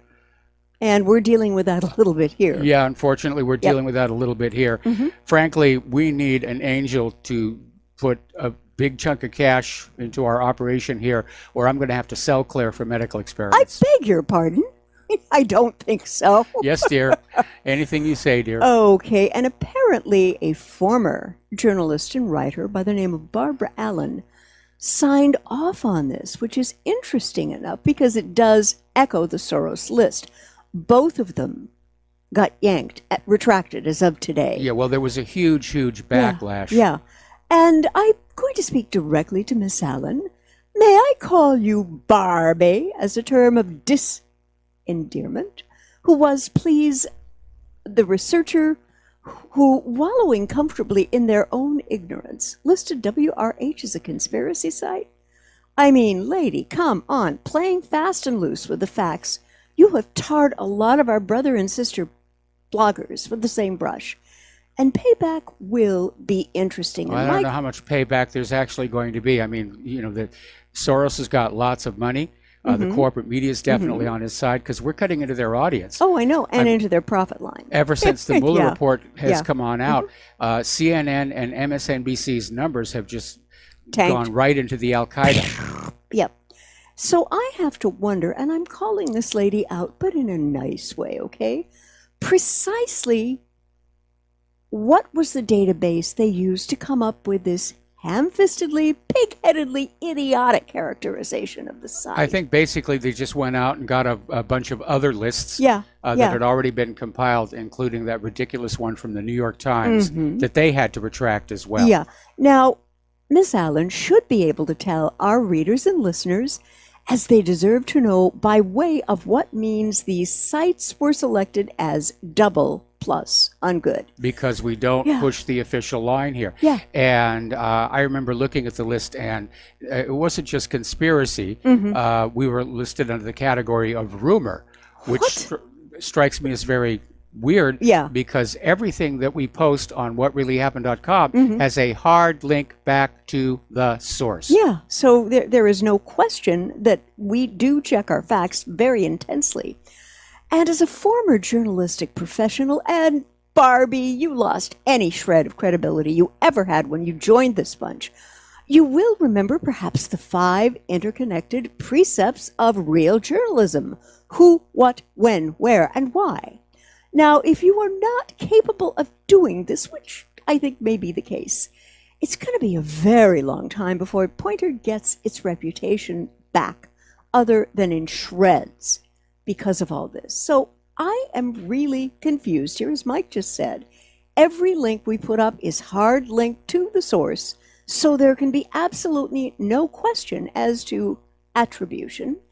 And so, Barbie, can you or your alleged researchers in the databases they use find one article in the last 20 years, which either of us have posted, and call it conspiracy?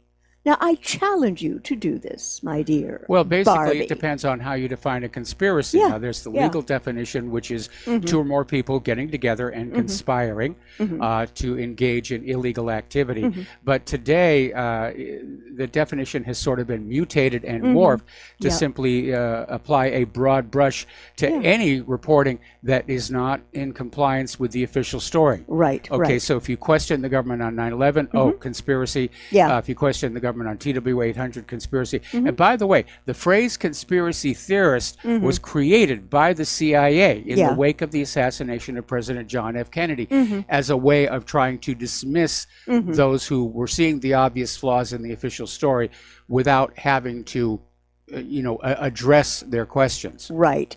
And I want to speak a little more to Barbie and again ask, show us the article that was not linked back to the source.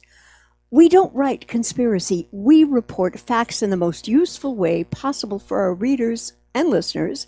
Now, we're equal opportunity smiters, I think, and we have regularly scolded both the Democrats and Republicans when we understand they are not serving the best interests of we the people. Now, there is an interesting timing issue here that I noticed. You, Barbie, came on board at this institute about a year ago when the Democrats believed they could actually smell blood in the water regarding the totally fabricated Trump-Russia collusion investigations. And they were going full bore to try to destroy him or have him impeached. But now the sandal is on the other foot, is it not, Barbie, with the following very credible accusations. I think, Mike, you may have covered a couple of these. We covered All this right. one. That's the New York Times Yeah. admits multiple Mhm. spies Yeah. were deployed Mhm. by Obama's FBI. And I have another revelation for Okay. you. Apparently, former U.S. Attorney Susan Rice ordered spy agencies to produce detailed spreadsheets involving Trump. Now, Barbie, the excrement Let's is go a little about easy on the volume to on hit Barbie. the You're ventilation pegging shaft, the needles sorry, over here. exposing every foul thing done or said against President Trump during the campaign and after. I certainly hope that's going to be Yeah. true. Yeah, and unless you steadfastly believe that brown is the new black and have no objection to getting caught up in a huge tsunami of fecal matter, you just might want to consider leaving Poynter. Oh, I'm sure she's very well paid to be there. Oh, I know.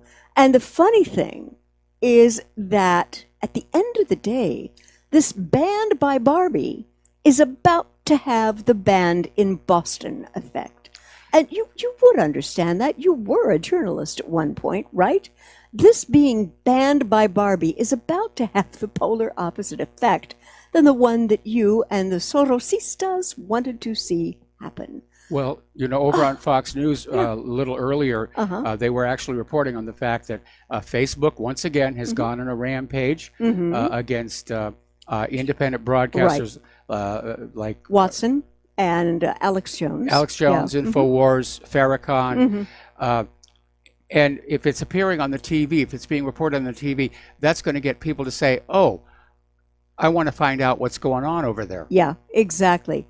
And I have to say, Barbie, that I am thoroughly amazed that you and your brother and sisters Sorosistas did not see this coming or think your strategy through to its logical conclusion. What they underestimated Yeah. is the fact that the American people have awakened. Yes. Everything that they're doing Yeah. is stuff that worked back in the 1950s and 1960s Mhm. when the American people were very naive Mhm. and trusting and believed what the TV and the politicians told them. Mhm. Those days are now gone. Yeah.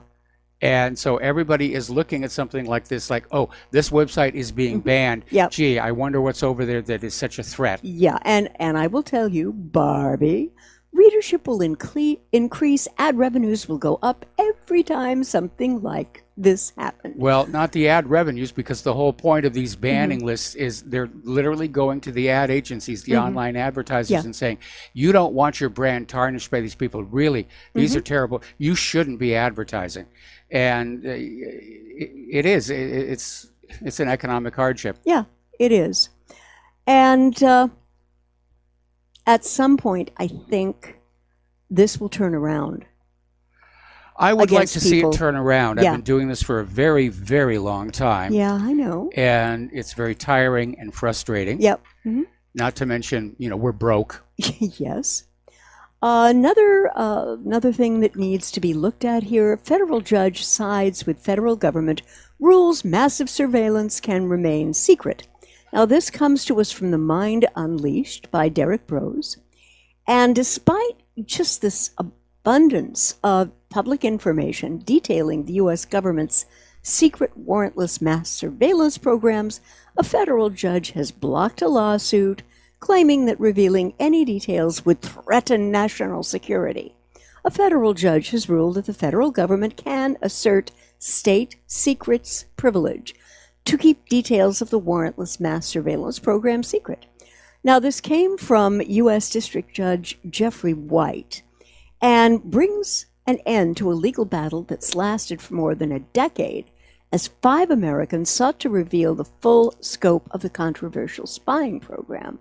The plaintiffs have been represented by the Electronic Frontier Foundation, EFF, since 2008, since before whistleblower Snowden leaked classified files revealing the NSA's massive spying apparatus. And the judge apparently agreed with the arguments made by the DOJ that revealing any details as to whether the government collected the 5 plaintiffs' internet and phone data would threaten national security. I guess that's who we all are now, threats to national security. That's exactly right. If Hello. you're thinking, you're a threat to national I'm a security. If you musician. value your privacy, you're a threat to national Yeah. security. If you question vaccines, you're a threat to national security. Yeah. So color me completely unsurprised by this one. And as you mentioned, Paul Joseph Watson, Laura Loomer, Milo Yiannopoulos, and were just unpersoned by Facebook in their latest purge. And they were labeled dangerous individuals, banned for life. And Mark Dice made the observation at his Twitter feed. It's beyond anti-American. It's truly Orwellian. And, It really is. Yeah. It really is. Now, these people can be wrong, and Alex frequently does get sorry, Alex, I know you're a brother blogger. Occasionally, you miss the window, but is deplatforming these people the answer? I would say, heck no. Absolutely not. You I know. mean, in a nation that values freedom of speech, Yeah. which Mhm. right now that First Amendment is under attack from all corners. Yeah, 24/7, guys. Corporate Not- media, Yeah. Facebook, Google, Yeah. Israel. Yeah. They want us to sit down and shut up. Okay, we got to take a break for commercials. Okay. We will be right back. Aloha, America. Welcome back to our show here. And once again, of course, RBN and WhatReallyHappened.com are holding our hands out Mhm. and saying that without your support, and we mean a lot of support, we are We're not not going to gonna be make here it. much longer. Yeah. Yeah. That's really what it's coming on down to. And like we reported earlier in the hour, we're under attack. They're going after the advertisers. Yep. And that means we have to be dependent on you, the listeners, to basically donate all that you can so that we can move forward. So the postal address to send a check, money order, or if you prefer anonymity cash, is Republic Broadcasting Network, 2251 Double Creek Drive, number 302, Round Rock, Texas, 78664. The phone number where you can make a credit or debit card donation or pledge to be a recurring subscriber is 800-724-2719, extension 1 during business hours, extension 3 at all other times. Okay, so Claire, let's go back to what you want to talk about. Yeah, this comes to us from Zero Hedge, again, a very sober and intelligent site. I have invited them on the radio show, haven't heard back, but I would love for one of their representatives to come. And they had today, excuse me, coup failure necessitates a new policy. Bolton, the stash, is pushing for war. Yes, he is. And after the failed coup attempt, at least some people recognize the reality that the government of Venezuela has significant popular support. So when the coup failed, there's going to be a new policy. Unfortunately, the guy at the head of this is John Bolton. John, I've never met a war I didn't love and want the U.S. to get hooked up in. This guy scares the heck out of me. Now, what you see in a lot of the mainstream media, particularly cable, that they are working in favor of regime change in Venezuela, and they even avoid to call the intended coup a coup. Well, folks, if that wasn't a failed coup, I don't know what is. And many U.S. journalists who write on South America are, let's say, their perceptives may be a little bit off. And there was a gentleman and a lady who wrote, Anthony Faiola and Mariana Zuinga, in today's Washington Post. And there was a pro-government rally on Wednesday next to Miraflores, the presidential palace, and it drew about 500 people, far fewer than the multiple rallies of thousands of people supporting Guaido. And well, that is the flat-out reverse of what's going on down there. And if you take a look at the photoshopped, cropped, the non-photoshopped, and then you compare it with the non-photoshopped, you will be blown away by the size of this pro-government crowd, which is massive. Yeah, I saw that photo earlier in the day. Yeah, and again, this is the same propaganda that we get fed to us every time the U.S. wants to invade a country. Oh, the leader is hated. His people don't want him. Yeah. I remember back the last time they were trying to whip up support for going into Iran. Right. And they showed this huge crowd, this rally, and said, you know, this is a rally demanding that Ahmadinejad step down. And then when you saw the uncropped version, there was Ahmadinejad waving at the crowd. Yeah. It was a crowd that was supporting him. Yeah. But then we know the Washington Post lies. Yes. That's why we call it the Washington Compost. Yes, yeah. And that Elliot Abrams, the supposed regime changer in chief regarding Venezuela, thought that Tuesday's lamentable excuse for a coup would work, makes me kind of question how the heck did he get there, and what kind of magical thinking process was he going through when he knew what the numbers were, or did he not know what the numbers were? He didn't know what the numbers were. He was guessing. I mean, it's a repeat of the Bay of Pigs. Yeah, exactly. They went in there just assuming the Cuban people were going to march down to that beach and rally in support of overthrowing Castro. No. And what happened is the Cuban people marched down to that beach and pounded the invading force into the sand. Yes. Yeah. This is another repeat. Yeah. They've gone on in just believing that the public would turn on Maduro, even though they elected him by a landslide just last year. Yeah.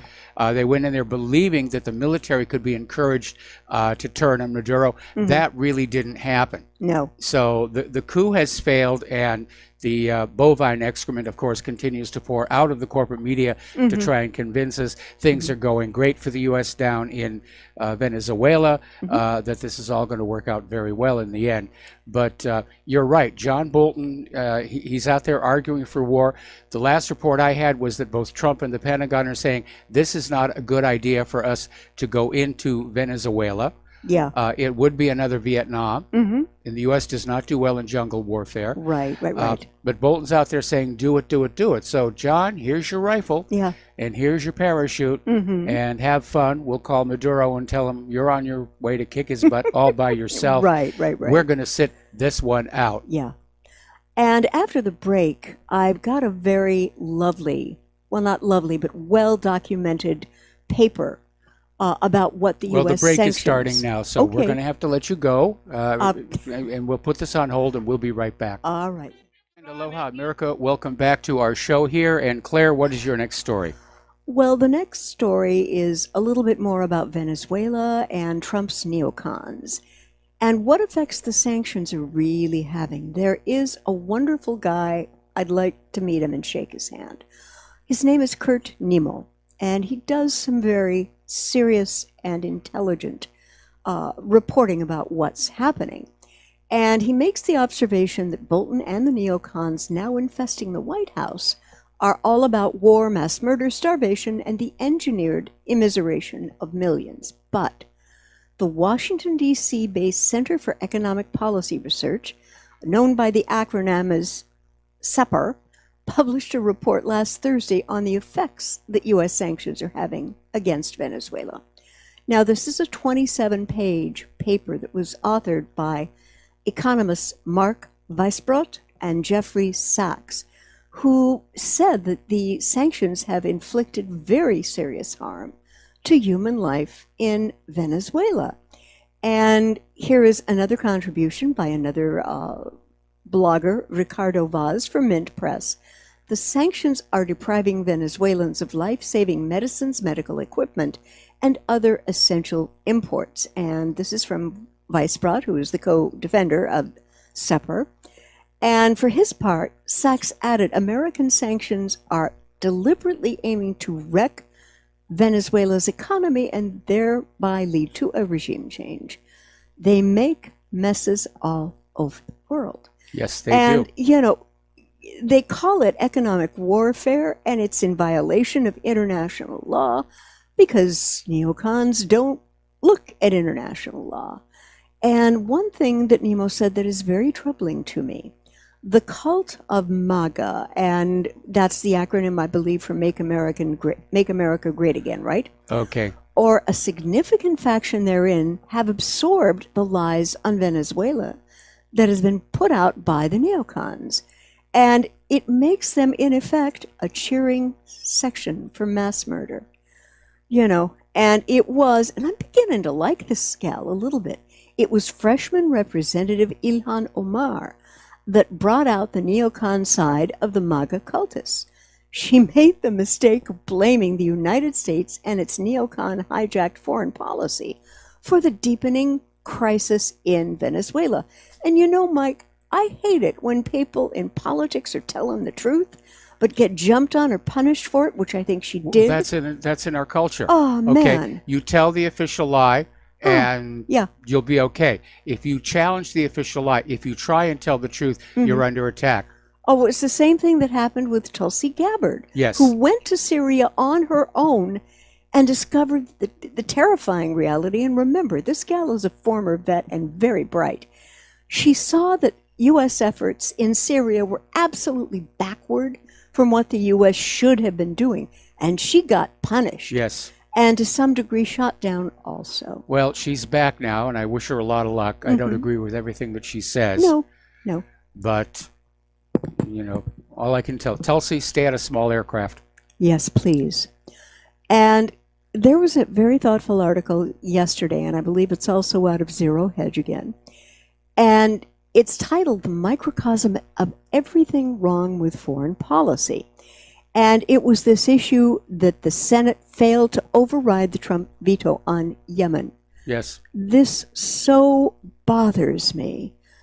And, you know, it would be kind of interesting if all of the Congress people had to put their money in a blind trust like the president does. Yeah, I suggested that yesterday. Yeah, I have to. I mean, if you look at any of the images which I have posted, and I said, guys, it's graphic, bear with me. You need to know what the heck is going on out here. And it was originally, by the way, from Common Dreams, which is another very sober-sided vote. What we are doing in Yemen is we are enabling Saudi war crimes. Yes. I'm talking about barrages of gunfire aimed at men, women, children, civilians, non-coms. And just people, the wrong place at the wrong time, schools, hospitals, universities. I don't know where in the Islamic tradition killing people with impunity is so great a thing, because to me as a Christian, you try to figure out ways where you don't have to kill people, you know? Well, that would be a good idea, but you kill people who are sitting over resources that you want. I know. And the article goes on to state Yemen is a microcosm of everything that is wrong with U.S. foreign policy. And it goes to the heart of how the U.S. is conducting dozens of hidden wars around the world without anybody at home noticing. I noticed. Yep, I noticed. me too. People around me have noticed. And that has been a very big cosmic aha for me to understand that there are people who know what's going on. And the Senate needed 67 votes, to override the president's veto, but the final margin Thursday was 54 to 45. Every no vote was cast by a Republican. 7 Republicans joined Democrats in voting in favor of the veto override. And whoever those Republicans were, you have my respect on this. And in a statement after the veto override failed, Sanders said something interesting. And he said that he would keep vowing to continue working to end the U.S. involvement in Yemen. And this is a statement directly from him. The bad news today, we were unable today to override Trump's veto regarding U.S. intervention in this horrific war in Yemen. But Sanders also said, the good news is that for the first time in 45 years, Congress used the War Powers Act to reassert its constitutional responsibility for the use of armed forces. That's exactly the way it's supposed to be under the Constitution. Yeah. Only Congress can declare war. Yeah.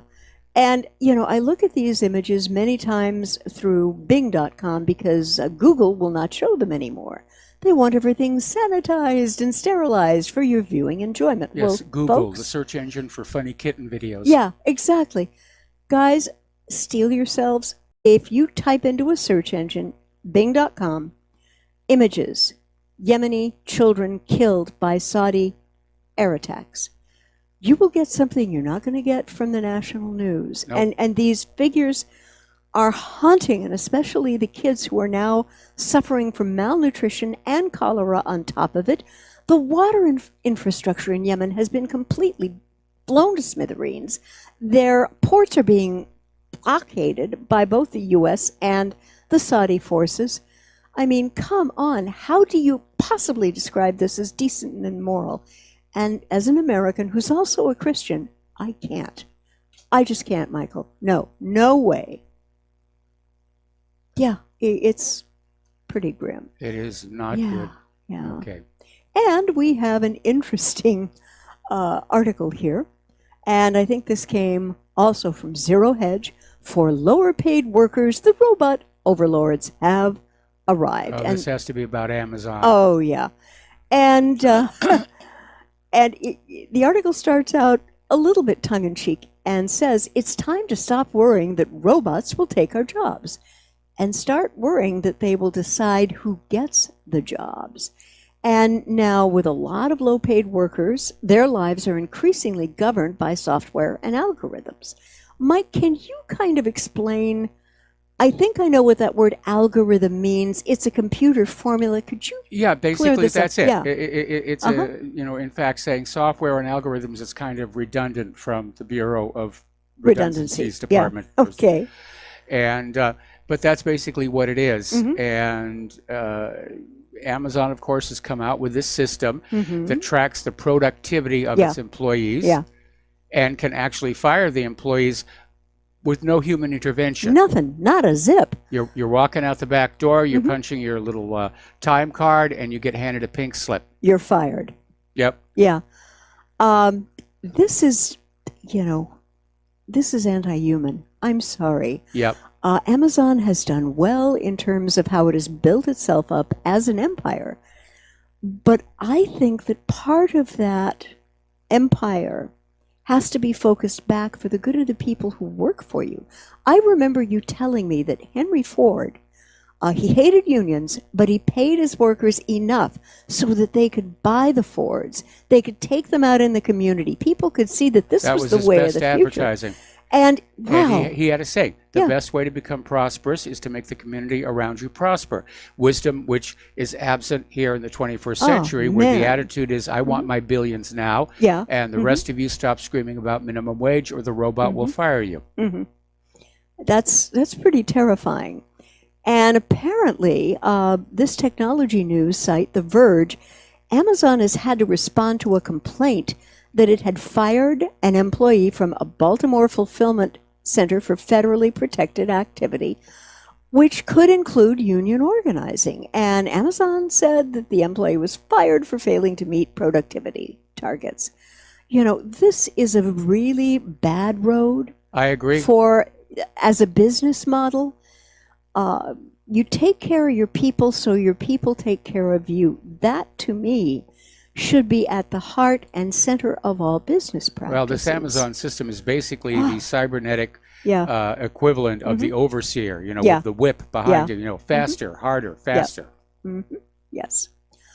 Now we go to a bill that is about to be passed in Florida, and it's a bill prohibiting anti-Semitism in Florida's public schools and universities, and it's going to Republican Governor Ron DeSantis. Now, the Senate unanimously passed the bill on Monday, 2 days after that horrible shooting at the California synagogue, killing one and injuring 3 others. Lawmakers mentioned the shooting before passing the bill, which would mandate that discrimination against Jewish people can be treated the same as acts of racial discrimination in public schools. Now, the bill also includes an extensive definition of anti-Semitism, including speech that makes dehumanizing or stereotypical allegations about the Jewish community. And the anti-Semitism definition also includes expressing hatred for Jews, calling for their killing or harming, criticizing the collective power of the Jewish community, or accusing Jewish people or Israel of inventing or exaggerating the Holocaust. I think that one was interesting. That last one I do have a problem with. Once again, attack on the First Amendment. Yeah, and I don't criticize my Jewish friends. And as a Christian, I understand that there is something in common with our Jewish brothers and sisters, as with our Muslim brothers and sisters. Very clearly, we are all people of the book, a religious narrative that comes down from very, very old times. And we each have our books, and some of the Old Testament, I know the Christian community adopted as the background for what became the New Testament scriptures. But that being said, okay, I will continue in the most peaceful, honorable, and honest way I can to throw some light on the conduct of the Israeli government when it annoys me, both logically and morally. And right now they're doing a real heck of a great, a great job going on. I want to see a flowering, peaceful Israel, a peaceful, prosperous Palestine, where neighbors can focus on goods and services instead of bombs and bullets. It just... Peace through commerce. And it almost feels like we've entered a new dark ages. And certainly this effort to censor communication among the people is not a good sign. No, it's not. And, I have one little piece to put in before the break. And this is regarding Bill Barr. In June of 2008, he was then in private practice at Kirkland and Ellis. And at that time, he wrote a detailed legal memorandum to Deputy Attorney General Rod Rosenstein. Now, this memo came up in December when Barr was nominated for Attorney General. And at Lawfare, Michaela Fogel and Benjamin Wittes were kind of looking at it and saying, what is this guy smoking? Why won't he share? It is not an exaggeration to say that Barr's entire memo is predicated on 2 broad assumptions. First, that he knows Mueller's legal theory, and secondly, that he understands the fact pattern that Mueller is investigating. And he said neither assumption is, in our judgment, warranted. Unlike Barr, we don't purport to know what Mueller's obstruction theory is. But now that we have the Mueller report, things are looking very different. What Barr did, and I don't know if this is sort of an equivalent to an amicus curiae brief, was to create a workable defense to the charge of obstruction, which was originally to be placed against Trump. So, it's no accident, folks, when he was nominated as federal attorney general, and guess what? There was only one name on that list, and it was Barr's. Okay. Yep. And interesting, this was about the time, June of 2018, when Barbie Allen accepted her position at Poynter. I don't think timing is ever a coincidence with these elements. Generally, it isn't. You have to look at how many people are shuffling, who is shuffling. Right. And yeah. And Bloomberg, as you mentioned earlier, is now saying he's going to do an extensive and thorough investigation of Obama holdovers regarding the 2016 election and whether the spying conducted by the FBI against the Trump campaign in 2016 was improper. Which it absolutely was. Gee, you think? Oh, it's time to get the popcorn, sort of lean back, and, look at what's going on, because there are going to be some interesting political fireworks coming out of this, Yep. Mike. Yeah. And interesting bits on China. And China has just threatened Australia, insulted Britain, and cut Canadian imports. Threatened 3 of America's closest allies.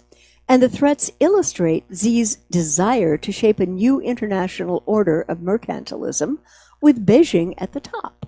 And he is willing to do whatever it takes to get the world to accept that order. Well, there's a lot of bias and spin written into this. Yes, I know, Okay, I know. because it's not like China is trying to force the rest of the world to do business with them, No. the way the U.S. is doing with tariffs and sanctions. Mhm.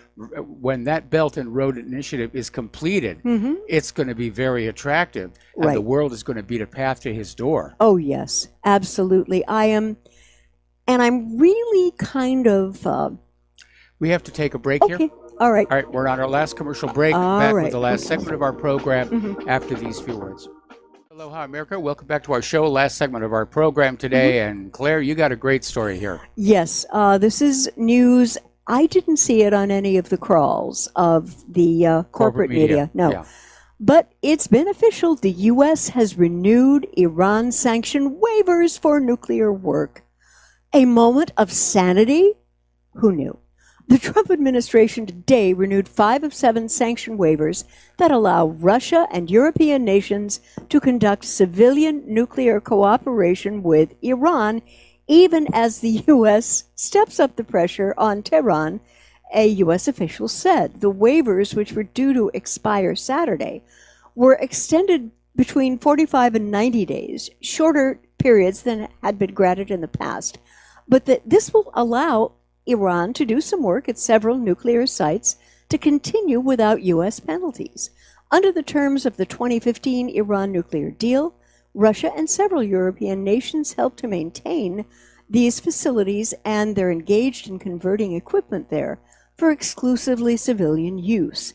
And facilities included in the waiver include the Bushehr nuclear power plant, the Fordow enrichment facility, the Arak nuclear complex, and the Tehran research reactor, the official said.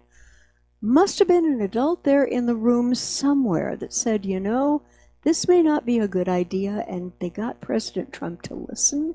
Or, as you said on the break, this is more about making that these case. other nations said, look, Yeah. we're halfway through. We can't just stop Yeah. doing this kind of maintenance Yeah, work on yeah. nuclear facilities. We're going to keep on going. Mhm. And so Trump said, very well, I'm going to save face here. Mhm, yeah. We, the United States, grant you permission. Magnanimously. Magnanimously. Of course, how, yeah. How generously here. Yeah, and I just, every once in a while, I look at this administration, and what I'm seeing is disjunctness, disconnectedness, not able to see or work a plan through in a way that doesn't involve war. I think the U.S. just stepped back from the brink on this just a little Well, bit. this wasn't really Yeah. the brink. I mean, this was just the nuclear work, Yeah, yeah. on Iran's civilian facilities. Mhm. Would have been a lot better if they had reinstated the waivers for Iran to sell their oil. Amen. Which I think would be a good thing. And again, we may see the same thing happen there, where all these other nations are saying, look, we have to buy Iran's oil. We Mhm. don't have any choice. Yeah. So you can either, look good Mhm. and renew the waivers, Yeah. or it's just going to be obvious that you are losing your grip on the rest of the world. I know that Iran and Iraq earlier Mhm. today Oh, yeah. were saying, yeah, we have to continue. Yeah. There are no alternative sources for us to use here. Mhm. Yeah. So, one small step for humankind, maybe, in terms of ratcheting down the tensions. Please take care of each other this weekend and have a great time. Well, we're not quite to the end there. All right. Would you like to start with one of your talking points? Well, basically, as I mentioned earlier in the show, Mhm. Oh, there's the music. All right. Vamp till Q. Yes. All right. There's the end of our program here. Yeah. Stay tuned for John Stadmiller. I'm sure he's got lots of interesting things to share with you. And thank you for listening and watching. Absolutely. As always. And thank you for the donations. Yes. We really need them. They really help. Again, take what you learn here at Republic Broadcasting and at whatreallyhappened.com. Share it with everybody that you know. And we'll be back on Monday. Aloha, America.